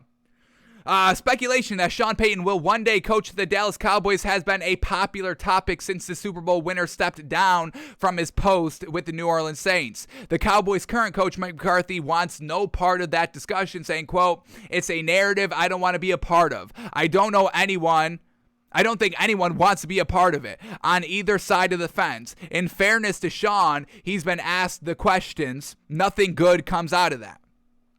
So, not wanting to be a part of the narrative, hey, I'm the guy here, and we're going to be moving forward like I'm the guy. And once again, you don't want to have your players and your other coaches answering to this, because what are you going to say? What are you going to say? Oh, of course, we would love Sean here. When you got Mike McCarthy, I know everybody's thinking that. I know everybody is thinking that. You give any, I want to know one person. I'm going to put out a poll. Who would you rather have as a coach, Sean Payton or Mike McCarthy, folks? And I don't think one person, let me set up the poll right now. We'd probably got another 25, 30 minutes of the show here. So let's send out the poll right now. Would anybody even take Mike McCarthy? I don't even think it gets one vote. And if it is one vote, it's probably a joke vote, but we'll realize it is a vote and we will stand on that. But let's set out the poll right here, folks. Who would you rather have as a head coach? That's all it is. Who would you rather have as a head coach? That is all. Now, who would you rather have as a head coach right now, 2 years on the line, 5 years ago, 10 years ago, 20 years in the future? Who would you rather have as a head coach for the Cowboys, for your team? No. Who would you rather have as a head coach? Sean Payton or Mike McCarthy? That's it. Let's see what people are voting. Yes? So let's put this out. Mike McCarthy, Sean Payton. I am betting that nobody clicks on Mike McCarthy. Nobody's going to click on that man's name. So there it is. The poll is out there. We'll track this for the next 30 minutes as we are live, and then we'll see how it ends tomorrow as well. But I'm saying nobody votes for Mike McCarthy. All right, here we go. One last quote here by Mike McCarthy. Let's read the lead up. Following the Cowboys' playoff loss to the San Francisco 49ers, owner Jerry Jones dismissed discussion about the future of Mike McCarthy and his staff. When Payton left the Saints, the speculation that the former Dallas assistant, who Jones has repeatedly sought to lead his club, ramped up, says, quote, by Mike McCarthy, but I think you do need to understand that I get to spend a lot of time with Jerry, both as the owner and the GM. In our conversations, you talk about the partnership between the head coach and the general manager. Those are the conversations I have. The strength of the partnership, what's in front of us. We have big decisions to make on the roster. He addressed it. We laughed about it and moved on. That's really where it is. It's something for externals to talk about, but I don't see it as any type of topic or anything that gets in the way of winning. So, yeah, Mike McCarthy, obviously Jerry Jones wouldn't be talking about that with you. Why would Jerry Jones talk about Mike McCarthy about bringing in Sean Payton as a head coach? How stupid is that? It's dumb. So, Mike McCarthy saying, oh, I talk with Sean Payton and I don't get, any sense that he wants to bring in Sean Payton.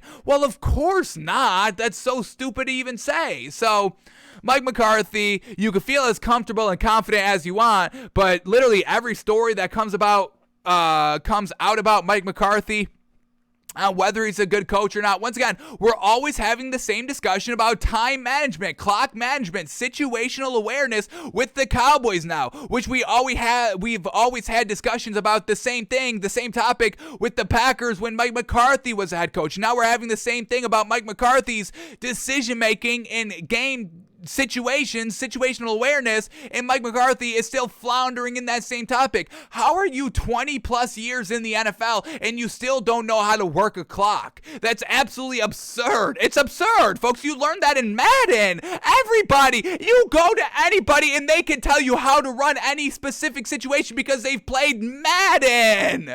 Mike McCarthy still cannot do it. So, man, oh man, Mike McCarthy, you need to be fired immediately. I'd let Mike McCarthy go right now if I could. But I don't have any decisions over that. So Jerry Jones wants somebody he can control. Once again, that's always the narrative around the Cowboys. Jerry Jones is going to bring in somebody he can control. And Mike McCarthy looks like the most controllable person you could ever have. Just listening to this man talk, know that, hey, he's controlled by somebody. He's not the one making the final decisions here. Because if you were having Mike McCarthy make the overall final decisions, then we've got Bill O'Brien. And we saw how that worked out for the Texans. No, they're a poverty franchise in ruins for probably the next decade because of the decisions Bill O'Brien made. So, Mike McCarthy, you are Bill O'Brien. Trash. Trash. So that's Mike McCarthy. Doesn't want to be a part of any rumors in Dallas, obviously given, but you should be gone. That's really what it is. He should be gone. Alrighty. Those were all the stories that we needed to go over. Now we can get to our main thing, our little bit of an off-season film study going on. And why I wanted to kind of bring this up, we were going to do this at some point in the off-season, but I think we have to get to this sooner rather than later. The whole Trey Lance debate, and I am going to preface it by saying this: Trey Lance is not good. I do not believe in Trey Lance. I don't think he's good right now. I don't think he's going to be good. I don't think he's going to be a starter. I don't think he's going to be a winning starter in this league. I've got no faith in Trey Lance at all. He's got 2 games under his belt this season. And that's what we're going to watch today. Another kind of revisit to both of those matchups. Now that the entire season is out of the way, now that we've got kind of the true full picture of the season, let's go back and kind of, watch some performances, some quarterback play to see, alrighty, now that we've taken everything into consideration, we've got the Super Bowl, we know what wins, we know if something was kind of consistent or not. Was this just a one game? Like, did we talk about, I'll just use Trey Lance as the example. I know we didn't, but I'll use him as the example. Did we talk highly about Trey Lance during that week 5 meeting because he showed us something good that week where everybody was struggling? Maybe week 5, Trey Lance, showed out in week 5 because everybody else was bad in week 5. But now that we've seen the entire season play out and we have all the information and the data on the season on, completion percentage, what was good completion percentage, what was the highest completion percentage for the entire year and all that, going back to that week 5, does Trey Lance still hold up? Does he still look good and all that? So that's kind of what we're doing here. Now that we've got all the information, I do want to go back on Trey Lance. I never believed in him when he was drafted. We never believed him in the offseason. I saw week 5 and I did not like it. He played again in week 17 and we're going to watch both of those. Every single play in both of those games by Trey Lance, so we'll watch that. But the whole Trey Lance situation with Jimmy G, that's where this kind of conversation gets interesting. So let's kind of recap the timeline because it's kind of ramped up as of recently. At the end of the season, it was kind of known by everybody, Jimmy Garoppolo, the media, the organization, that they were trading Jimmy Garoppolo. Jimmy Garoppolo was cool with that. Jimmy Garoppolo and the owners of the 49ers were in constant communication to send Jimmy Garoppolo somewhere where Jimmy Garoppolo wants and is also a contender. They were always in constant communication that Jimmy Garoppolo was going to be traded from the 49ers. And that was going on really all the way up until maybe early this week, late last week, where we heard Adam Schefter come out and be like, hey, Jimmy Garoppolo may not get traded this year. And that was kind of our first indication that, hey, this thing may not be as cut and dry as we're all making it seem out to be. So we hear from Adam Schefter a couple of days ago, hey, Jimmy Garoppolo, it's not a home run. It's not guaranteed that Jimmy Garoppolo is going to be traded this season. And then we just get this yesterday when everybody was at the media day for the NFL Combine. Everybody speaking. Now we know that Jimmy Garoppolo is going to have shoulder surgery and he's not going to be throwing for 16 weeks. Now that's more clear why Adam Schefter would say, hey, it's not a home run that he's going to get traded, because who's going to trade for Jimmy Garoppolo right now when you can't see him throw for 16 weeks? 16 weeks, that's 4 months, folks. The NFL offseason's what, 7 months, 8 months? So half of the offseason we can't can't get Jimmy Garoppolo throwing at all. No visits. No team can see Jimmy Garoppolo in person throw during the crucial time of the start of free agency, the start of the next year. The draft is going to go by where teams are making the decision, hey, we got to do something at quarterback. Do we do it in free agency before the draft, or do we draft somebody, or do we play the long waiting game and wait until everything, until the scraps are there? Jimmy Garoppolo could be a scrap now, and that's unfortunate. So Jimmy Garoppolo is going to be undergoing shoulder surgery, not going to be throwing for 16 weeks. Let's quickly see just this information right here in the article. The San Francisco 49ers are expected to trade quarterback Jimmy Garoppolo at some point in the near future. Before then, the quarterback will undergo the will go under the knife. Jimmy G will have surgery to repair a torn capsule in his throwing shoulder. This is just not a non-throwing shoulder that he just can't still throw. This is the throwing shoulder, and he still can't throw for 16 weeks. That's not something you want to be trading for, yes? Ugh. So, repair a torn capsule on his throwing shoulder within the next week. Rehab on the shoulder will keep Garoppolo from throwing for 16 weeks, meaning he'll miss OTAs and minicamp, but the 49ers quarterback should be able to throw by late June with the belief that he'll be ready for the season.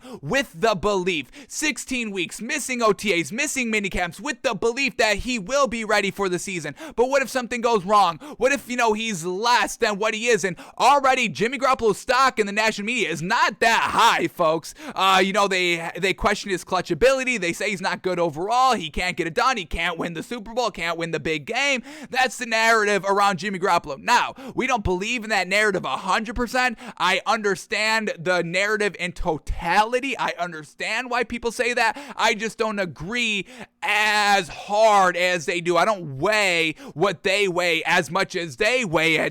So I don't have that same drastic conclusion that Jimmy Garoppolo's shouldn't even really be a starter in the league. That's kind of where it's trending. That's the trending narrative on Jimmy Garoppolo. Hey, he shouldn't even really be a starter anymore. I don't agree with that. So we have all that narrative media-wise. Then we're getting he can't throw for 16 weeks. So maybe that's why they can't trade Jimmy Garoppolo, because nobody's going to be trading for Jimmy Garoppolo, because nobody's going to take a risk on Jimmy Garoppolo. So what do the 49ers do? They can't trade him. They keep him on the roster. You're still going to go with Trey Lance over him? Or do you have Jimmy Garoppolo for one more year, develop Trey Lance one more year, then trade Jimmy Garoppolo next year? So we're in a really crazy situation, which begs the question, really, is Trey Lance the guy? Do you keep Jimmy Garoppolo now that his trade value is, I would say, almost at zero now? I would not take a risk on Jimmy Garoppolo pre-surgery. 16 weeks. If it was just maybe, a surgery on the non-throwing shoulder, maybe a little bit of an ankle, a leg maybe that only keeps him out for a month at most, yeah, I would say that's fine. I would still trade for Jimmy Garoppolo, but we're talking shoulder throwing surgery, 16 weeks, missing OTAs, missing minicamps, where we begin to install everything for the upcoming season. I can't miss that. I need to have my guy in place for the OTAs and for minicamp. I cannot be trading for Jimmy Garoppolo this season, which is truly unfortunate. So, which begs the question, is Trey Lance good? Can Trey Lance start this season? So, Jimmy Garoppolo, Trey Lance, I'm still going with Jimmy Garoppolo. I still stay with Jimmy Garoppolo, but let's see, is there any buyability with Trey Lance? Can we see Trey Lance being good this upcoming season and winning? Because General Manager John Lynch loves Trey Lance. And once again, everybody's gushing over Trey Lance, and we just don't see it. So why I really want to kind of, expedite our kind of rewatching on Trey Lance to see, is the man good or is the man not good? Because I believe he's not good, but everybody says he's good. So am I wrong or are y'all wrong? We'll see. Let's see. But let's read these two quotes here by John Lynch, which, posed the question here to set up the entire show today. General manager on Trey Lance says, quote, "We loved the development of Trey. I loved watching him get better in those games. He's everything we thought he was and more. Trey is made of the right stuff. Guys like playing for him." Now, I understand that's what you have to say. Nobody's going to badmouth your players. I get that. But he went above and beyond. He said some things here. He said, I loved watching him get better in those games. Did Trey Lance get any better? So we've got the Week 5 matchup. We're going to watch every single play. And we've got the Week 17 matchup. He started 2 games this season. We're going to watch every single play from both those games. We got the pre-made video, so we don't have to worry about clicking around on the plays. We can go through it quickly.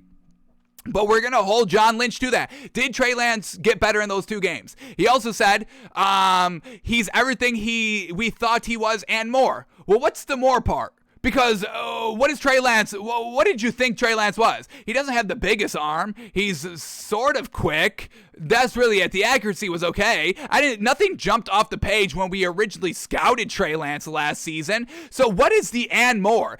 Is there going to be any wow factor for Trey Lance here? There better be. There better be some wow factor. That's going to be the and more part from John Lynch. So we got to see, is he getting better? What's the more? What's the wow factor here? And then the last thing that we probably can't calculate, this one, he's made of the right stuff, so we'll see how he kind of gets up if he takes a big hit and off there. That's a little bit of the right stuff. The other one that we can't really kind of truly dissect is guys like playing for him. I don't think I heard anybody gush over Trey Lance so far. I've always heard them gush over Jimmy G. Jimmy G coming back and winning in LA Week 18. I heard a lot of people say some good things about that, how Jimmy Garoppolo's the leader and they love playing for him. I don't think I ever heard about people saying they love playing for Trey Lance. So we can't see that in the film, but we can see the first 2 things. Did he get better from Week 5 to Week 17 in those 2 starts? And what's the wow factor? So we're going to hold general manager John Lynch to those. And then we get, what do we get? One more quote. We're not going to go in this article, but last quickly thing to say before we get into the tape and the film. Niners general manager John Lynch is all in on Trey Lance, saying, quote, "I tell people he's everything we thought he was when we traded a lot to go get him and more." And I really believe that. So he really believes what he's saying right here. He's not just, blowing smoke up Trey Lance, which I still think he is, but he's saying he's not. So we're going to hold him to these words right here. And let's watch Trey Lance. Is this man good? Is he better than I think he is? Is he getting better? What's the wow factor for Trey Lance? And can we see Trey Lance being better than Jimmy Garoppolo? And that's going to be kind of our final conclusion. Right now, at this moment, kind of, 2 weeks into the offseason, do we stick with Jimmy Garoppolo for another year or do we go with Trey Lance this upcoming season? Let's see what we get here in the film. So let's start with his first start, folks. Week 5, and here we go. We can bring up the stats right here. He started 2 games, folks. Week 5, they lose against Arizona, 17-10. He threw 51% completion percentage, 192 yards, no touchdowns, 1 interception. And then he rushed for 89 yards in this game for no touchdowns. So we'll see the dual threat ability, the passing, and all that. Then week 17, here we go. They get the win, but they beat Houston. Is that a good win? Is that a good win? Is that a good win, folks? No. But he threw 69% completion percentage. That's fantastic. 249 yards. That's very good. 2 touchdowns, 1 pick. Don't love that. I love the 2 touchdowns. Don't love the 1 pick.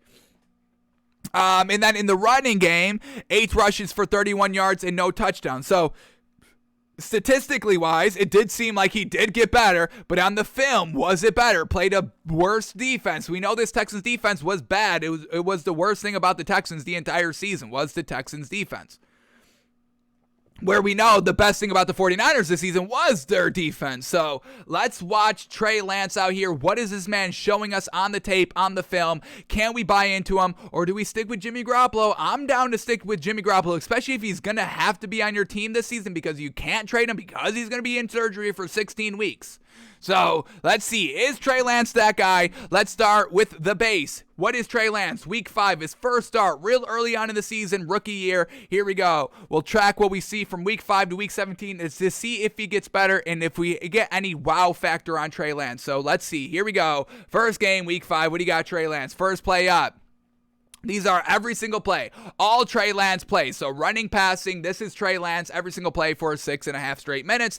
Let's see what we get from Trey Lance. First play up. This is the first play of the game, and he's running the ball. Now, seeing Trey Lance run, it is nothing special, folks. It is good speed overall. Ryan Tannehill, kind of the same level, I would say. And I think I like Ryan Tannehill running a little bit more, but that's the level of speed. He's not Lamar Jackson. He's not Kyler Murray quickness. He's more like...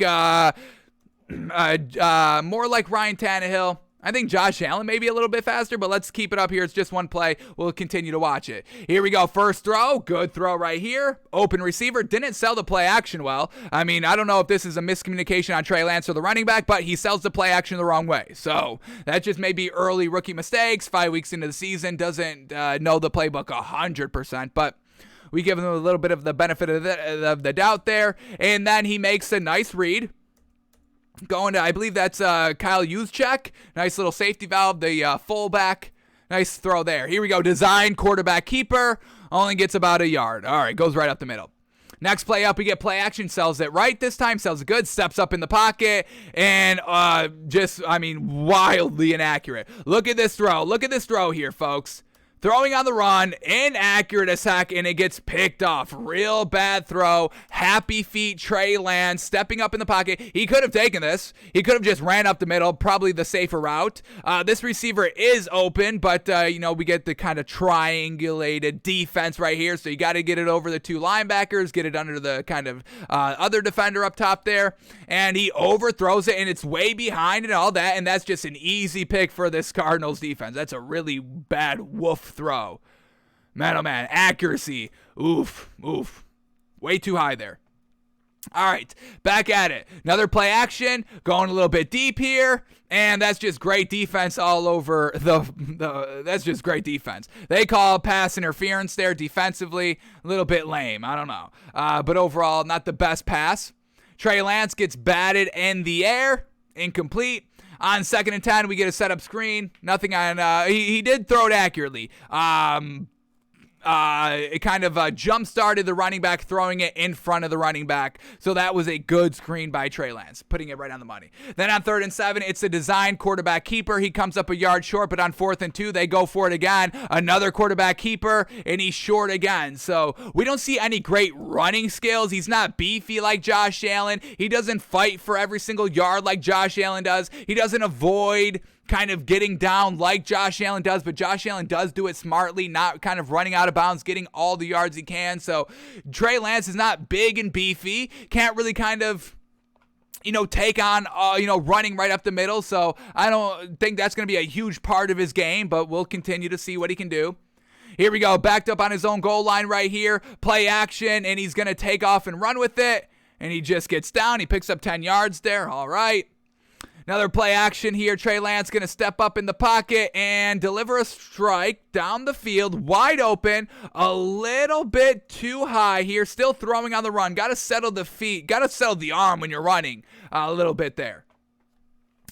All right, here we go. What else do we got here? Down 7-0 now in the second quarter. Trey Lance. Nice little slant, but look how inaccurate this ball is, folks. You don't put this one on the money, propelling Deebo Samuel. You throw this behind, and then he struggles to catch it and doesn't catch it. But you put this one right on the money. This is Deebo Samuel, folks. We all know what he can do. Don't disrespect Deebo Samuel. I mean, you throw this one right on the money on the slant right here. Here it is.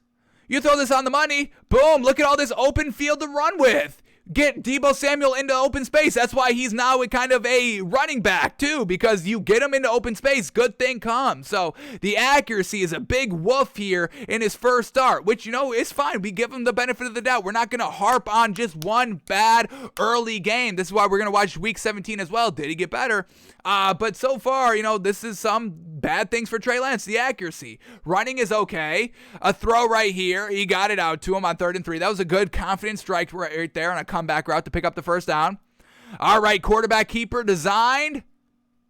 Picks up about 7 yards. Another screen to Deebo Samuel. This time the screen was not accurate, so we got one good screen, one bad screen. You've got to throw. If you're the quarterback, your only job on a screen pass is to deliver the ball accuracy out in front, propelling the receiver or the running back, who's ever on the screen, up the field. That's what the screen is. Catch everybody by surprise real quick and get upfield as quick as possible. You throw this one inaccurate, so the receiver has to bobble the ball, preventing them to be propelled forward. It's going to blow up the screen, and he didn't even catch the ball there. So Trey Lance, get it going on the screen passes. That was in the red zone. Red zone screen pass, not accuracy, pressure, getting to him. Here we go, 2nd and goal from the 5-yard line. Design quarterback keeper. He goes for about 4 yards up the middle.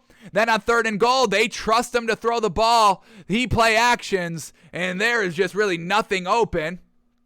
Great defense, and he tries to make a play at the last second, and that's a good opportunity for a shot play right there. That's pretty good to at least kind of not take the sack and deliver. It wasn't that catchable, but, you give, I guess, some hope by at least throwing the ball, so I will give Trey Lance some credit there. He threw the ball instead of getting sacked when nothing was open, so I give him credit there. But on 4th and goal from the 1-yard line, play action again. Trey Lance, here we go. Nothing open, running to the corner pylon, and he gets beat. He gets freaking struck right at the goal line, and I don't think he gets in. Man, oh man, there was nothing open, so I think he did make the right play, running everybody to the corner. Here we go, playing it in super slow frame-by-frame motion here. Trey Lance fighting for that 1 inch. We know football is a game of inches, folks. Trey Lance, man, oh man, shut literally 1 centimeter, 1 inch right before breaking the pylon. That's why we don't really love Trey Lance that much. What's so special about his running game? I don't see it. It's an average-ish running game. It's nothing special. It's not like he's able to take on these defenders and get that extra yard that you need. He's not beefy like Josh Allen. So I don't, if you want to gush about Trey Lance because he brings so much to the dual threat ability game, I don't think that's really the case, folks. So that's not good. Can't get it on the 1 inch line. 4th and goal, down 7, maybe even down 10 at that point. I forget the score, but you're down 0 points, either 7-0 or 10-0, and you can't fight. You can't get it done for 1 extra centimeter. That's not proven very good to me, but once again, this is still only his first start. We give him the benefit of the doubt a little bit. Let's keep going here. Trey Lance. Once again, now the Cardinals are like, all right, we know you. Like, now you've got tape on Trey Lance. So Trey Lance has to get even better. He can't just get a little better. He's got to get so much better. They know what you do now. They shut down that read option real quick. Bring him down. Here we go, Trey Lance. All right, once again, dumping it down to Kyle Juszczyk. Not the most accurate in the flat. See Juszczyk having to kind of, reach back to the ball. Only picks up about maybe a yard. 3rd and 11, empty backfield. Trey Lance zipping the ball down the field, and that's incomplete. This one looked okay. Let's watch this one again. This was incomplete. Let's see why. That seemed to be good. That was a real great throw by Trey Lance to fit it between this tight-ass window. This is a lot. There's a lot of Cardinals in this area, and he was able to fit the ball in there really accurate. Receiver just could not hold on to the ball. That's not Deebo Samuel. That's why they could not hold on to the ball. All right, Trey Lance again here. Next play up. Buying so much time in the pocket. Rolling out to the left, keeping his eyes down the field, making a throw at the last second, and shorts a little bit as he was getting hit. A quick throw right here on 3rd and 9. Well done to Kyle Juszczyk. Saw it open immediately. I don't know if this was truly designed or if he just saw it naturally, but this was a great read and a great throw to pick up the first down on 3rd and 9, so I give Trey Lance some credit there. All right, here we go. Over midfield, Trey Lance escaping out of the pocket, throwing on the run, going to connect to Deebo Samuel. Deebo Samuel, after the catch, picking up an extra 5 yards. All righty. But it gets called back because of penalties, so erase. But Trey Lance here taking it himself on 1st and 20 for about 7 yards. Set up screen, accurate there, getting the ball to Deebo Samuel. He picks about 7 yards, 3rd and 7 on the same drive. Quarterback keeper for Trey Lance, and fighting up the middle, taking some hits there, staying on his feet. Well done, picking up all yards needed for 3rd and 7. But it gets called back. How truly unfortunate. Now 3rd and 17. Can Trey Lance do it again? All right, throws the ball about 5 yards short on 3rd and 17 to bring up 4th and 5. Trey Lance on 4th and 5. Nice throw right there to get the ball there. Once again, tight window. Got the ball out of his hands quick. Man-to-man, tight window. Lots of defenders to kind of avoid. And he did it well, so I'll give him credit there. Trey Lance on another quarterback keeper, only getting about a yard, called back. Unfortunate. 1st and 20 now. Man, penalties are killing the 49ers on this drive. Trey Lance checked down for about 3 yards. 2nd and 16 following play. Trey Lance trying to run up the middle. He's a little happy feet in the pocket. This is a clean pocket. You can stay in there. You don't step up in this pocket, and he does, and he goes down to the ground. So pocket awareness has to kind of increase for Trey Lance.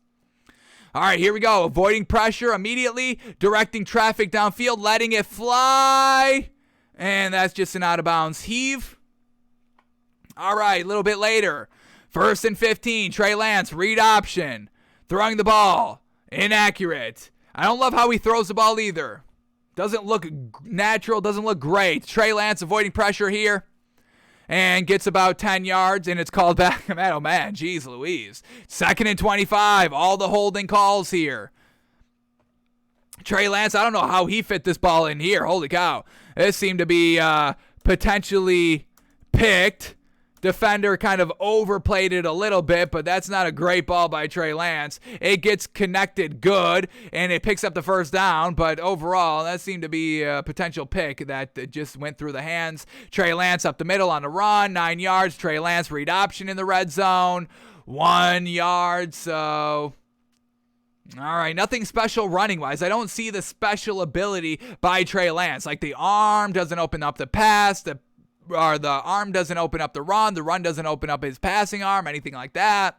We get a 3rd and 7, down 3 points here. Trey Lance avoiding some pressure, getting to the 1st down and all that. Nice job. A little bit later, another run right up the middle, but he can't squeeze through all the pressure he thought he could squeeze to and gets brought down right at the line. Trey Lance again, rolling out to the right here. Gonna take the defenders, 3-4 yards. Trey Lance throwing a strike on 3rd and 14, about 5 yards short of the 1st down, and it doesn't pick it up.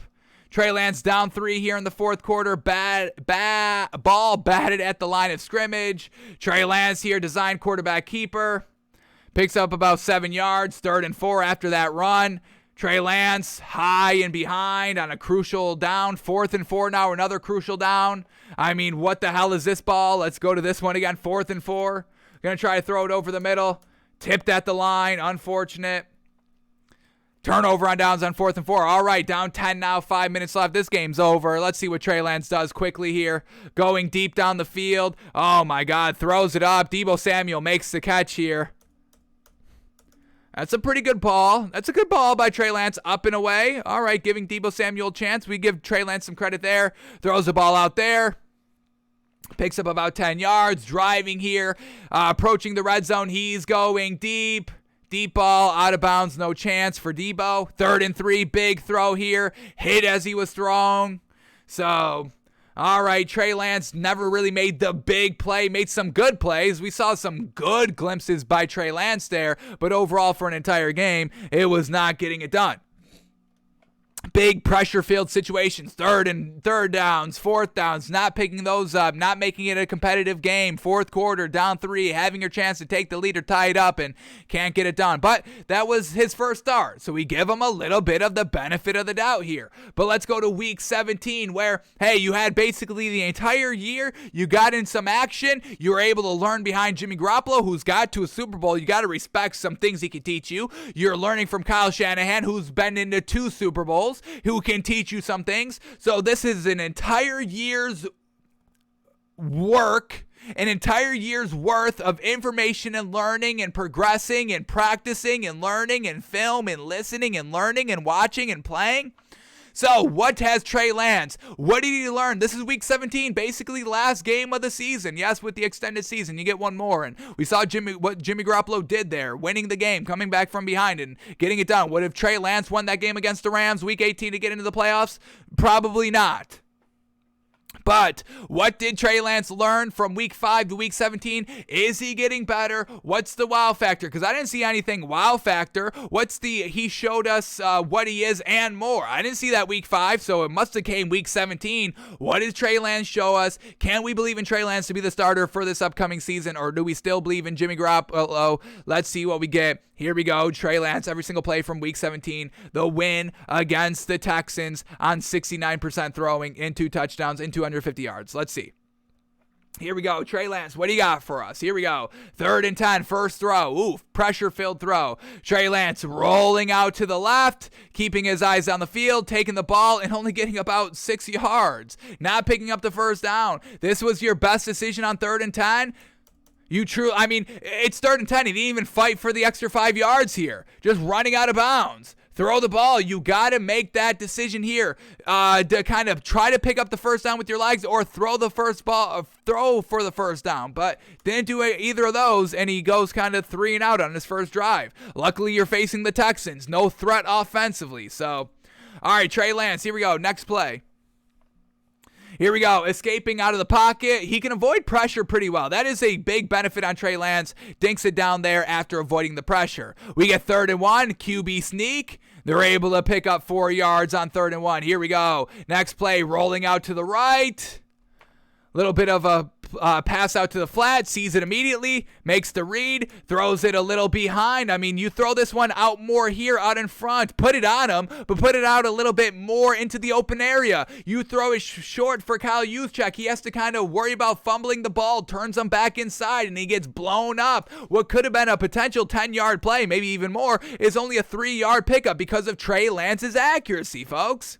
Here we go, still again with the misdirection, double kind of read option where Trey Lance keeps the ball. And once again, it doesn't pick up the first down. This should be like a big yard pickup. But Trey Lance doesn't have any special speed about him. And it only picks up about 5 yards. A big old hit there brings him down. So if Kyle Shanahan wants to kind of run an explosive kind of read option, misdirection game, Trey Lance is nothing special about him to do it. Yeah, he can do it, but it's not special like Kyler Murray's acceleration, like Lamar Jackson's speed and endurance. Trey Lance doesn't have anything special about him. Even Josh Allen has a specialty of how to work the boundary to stay on his feet and not go out of bounds. Patrick Mahomes, he's a magician. The man can make any move at any given moment. Trey Lance has no special running ability, special talent. So if Kyle Shanahan is looking to run the read option, dual threat ability quarterback game, go out and get another quarterback. Trey Lance is not it. Trade for Kyler Murray right now. You could trade for Kyler Murray right now. It seems to be happening.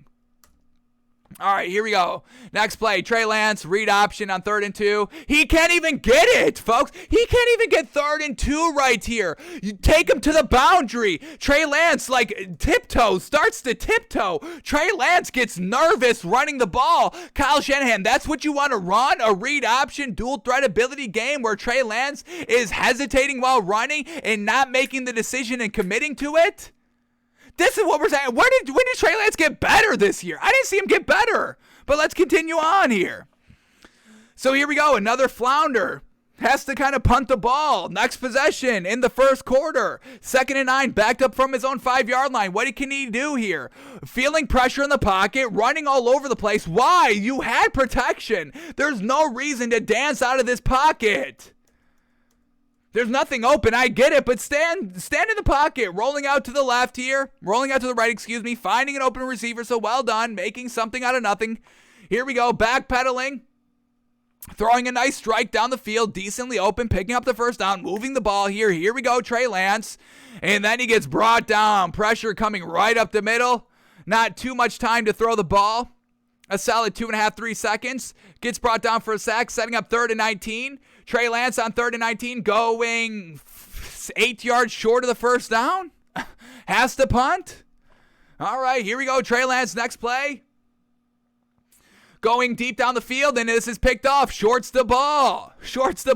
Waits way too long to throw this ball. Pick, easy.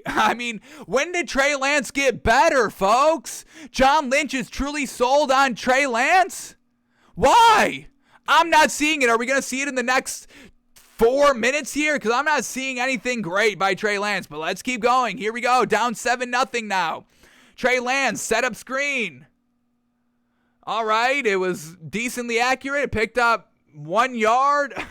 3rd and 9. Trey Lance now. Following play. Plenty of time to throw. Dinks it down. Takes the dink down. 3rd and 9. Later now. 30 seconds left in the first half. Throws a nice strike here. Let's watch this one more time.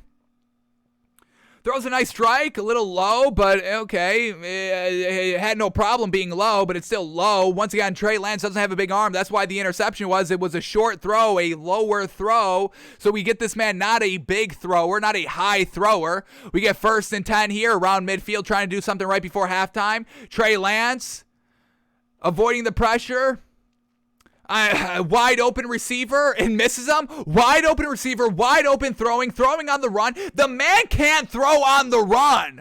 So what is the dual threat ability going to do? The man is not accurate on the run. The man has crazy hands on the run.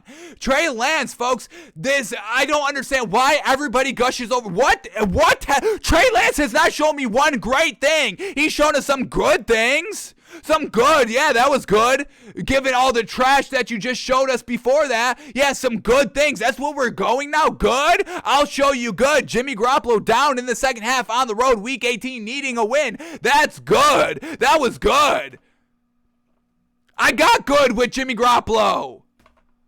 Let's keep going. There it is. Another wide open throw because this Texans defense is so bad. Finally, another opportunity. It takes this man 4 opportunities to finally get it going.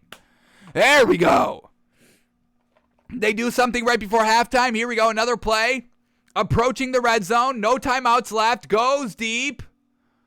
Oh, man. Woof. Wow, this would have been a ball. Well done by Trey Lance. This was a good throw, a good shot throw. No timeouts left. A shot throw, throwing it high and away. That's a good throw. Almost a spectacular catch made. Almost. One more opportunity. Oh, my God, they're leaving Trey Lance out there with 7 seconds left to make the right decision. And wow. Whew. Almost picked. Trey Lance makes the right decision, though. Nice high arcing throw. I can't even really see this. This truly gets lost in the sun here. Jeez. Did the man get a hand on the ball? Somehow the ball makes it there. Wow. All right, Trey Lance making some good decisions there with not a lot of time on the clock. We give him credit for that. 3rd and 6 after halftime. Nice throw to sling it in there. Run after the catch is all. That's all it is. It's run after the catch. But I will give Trey Lance the credit for this throw. This is a real tight window to fit this ball in, and he did it on 3rd and 6. Another kind of 20 yards after the run after the catch, though. Once again, inflating Trey Lance's stats a little bit, but overall, we give him credit for the throw. That was a good, accurate throw. Best throw I think I've seen him make so far.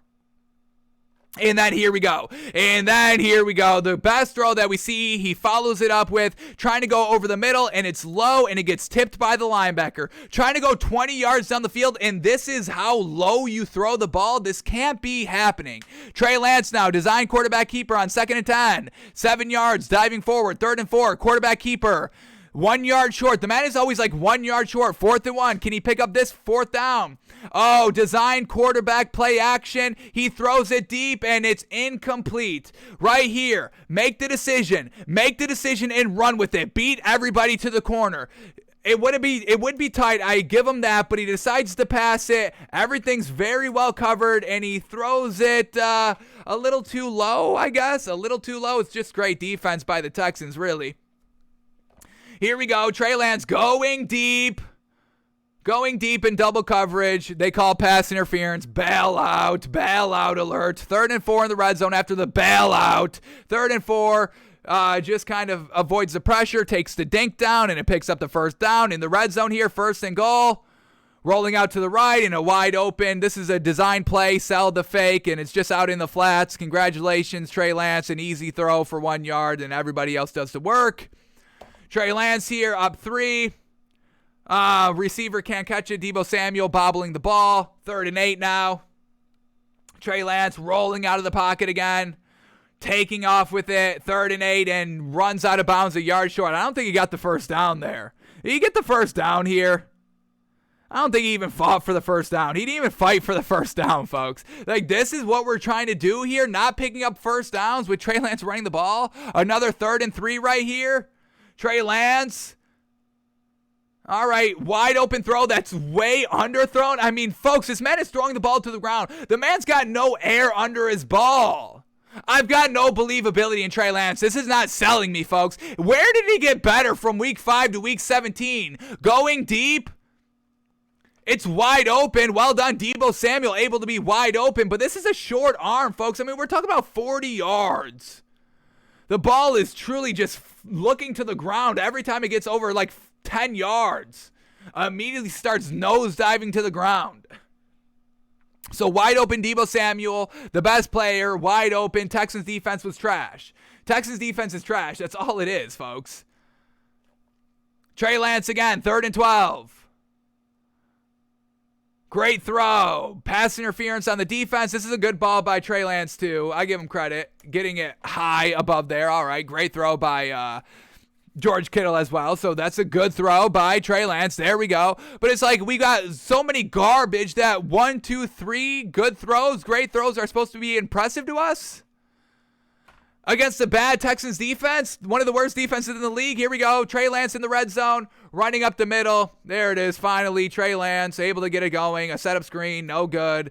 Trey Lance's last play, run up the middle on 3rd and 3, gets tripped up short. So that's Trey Lance. I still feel the same way, folks, that I felt about Trey Lance. I don't get what everybody is gushing over Trey Lance for. Everybody in the national media is big on Trey Lance. The general manager, John Lynch, is big on Trey Lance. I do not see that at all. At all. I keep Jimmy Garoppolo one more year. If I can't trade him, going to be out 16 weeks, I might as well keep him and try to develop Trey Lance one more year because I don't think he's quite ready. The accuracy, the longevity, I have not seen him put a complete game together, a complete quarter together, a complete drive together. Trey Lance has not one complete drive together that resulted in a touchdown good on the entire drive. The runability is always so hesitant, and it's lackluster and nothing special about it. What is special about Trey Lance that I'm supposed to be seeing that everybody's talking up that, was so, we can trade Jimmy Garoppolo. As soon as the season ends, yeah, we're good. We can trade Jimmy Garoppolo.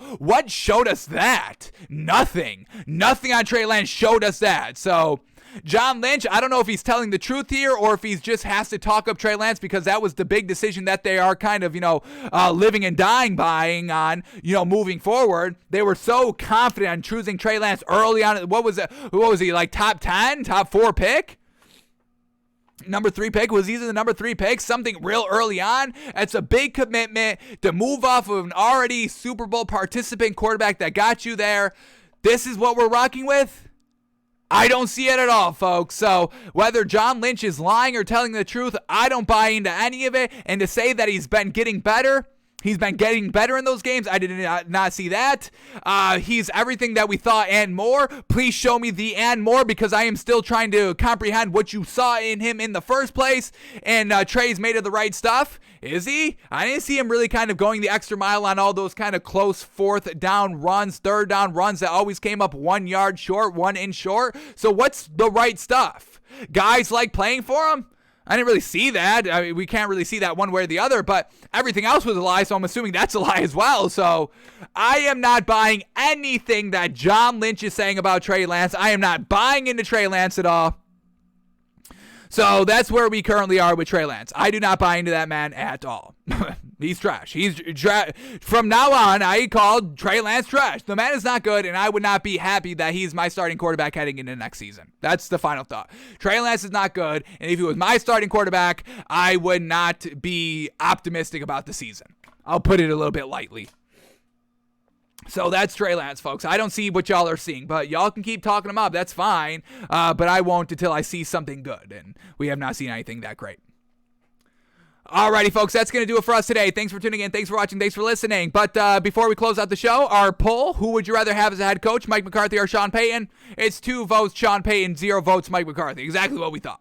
0 votes for Mike McCarthy. So I think that wasn't, this is not a big revelation. This is not a big, freezing, boiling hot take. It's a take that we all know, but it's once again supported. So, yeah. Alrighty, folks. That's going to do it for us today. Thanks for tuning in. Thanks for watching. Thanks for listening. We're back live tomorrow around noon Eastern. Once again, trying to do final thoughts. We still got to watch Kyler Murray. We couldn't even get to that film study today. Some stuff to talk about with Kyler Murray because they just re-signed their head coach and general manager, not Kyler Murray. So they're paying people, just not Kyler Murray. How does that go over? Yes. Colin Cowherd put it very well. I was going to say this on the show as well today, but Colin Cowherd beat me to it, whatever. But once again, great minds think alike, I guess. Colin Cowherd tweets out, he says, sending a message. And that's exactly what the Cardinals are doing. They are sending a message to Kyler Murray. Hey, this is a team. We believe in the head coach. We believe in the general manager. We want you to be here. But if you're going to make this big old stink, we're paying people. We'll pay you, but we're paying people, and we'll pay you what we think you deserve. We're not going to make you the highest paid quarterback, anything like that. You still need to win in pressure-filled situations in the playoffs, and until you do that, we're not paying you. So they're paying everybody, not paying Kyler Murray, sending a true message. Alrighty, folks, but we are out of here. We're back live tomorrow, noon Eastern, doing it all over again, and we got to get out of here. We are late as heck. Holy cow. But we are back live tomorrow, noon Eastern, folks. Thanks for tuning in. Thanks for watching. Thanks for listening, and hopefully we get to the final thoughts next tomorrow, which we won't, but maybe there's always hope. All right, folks.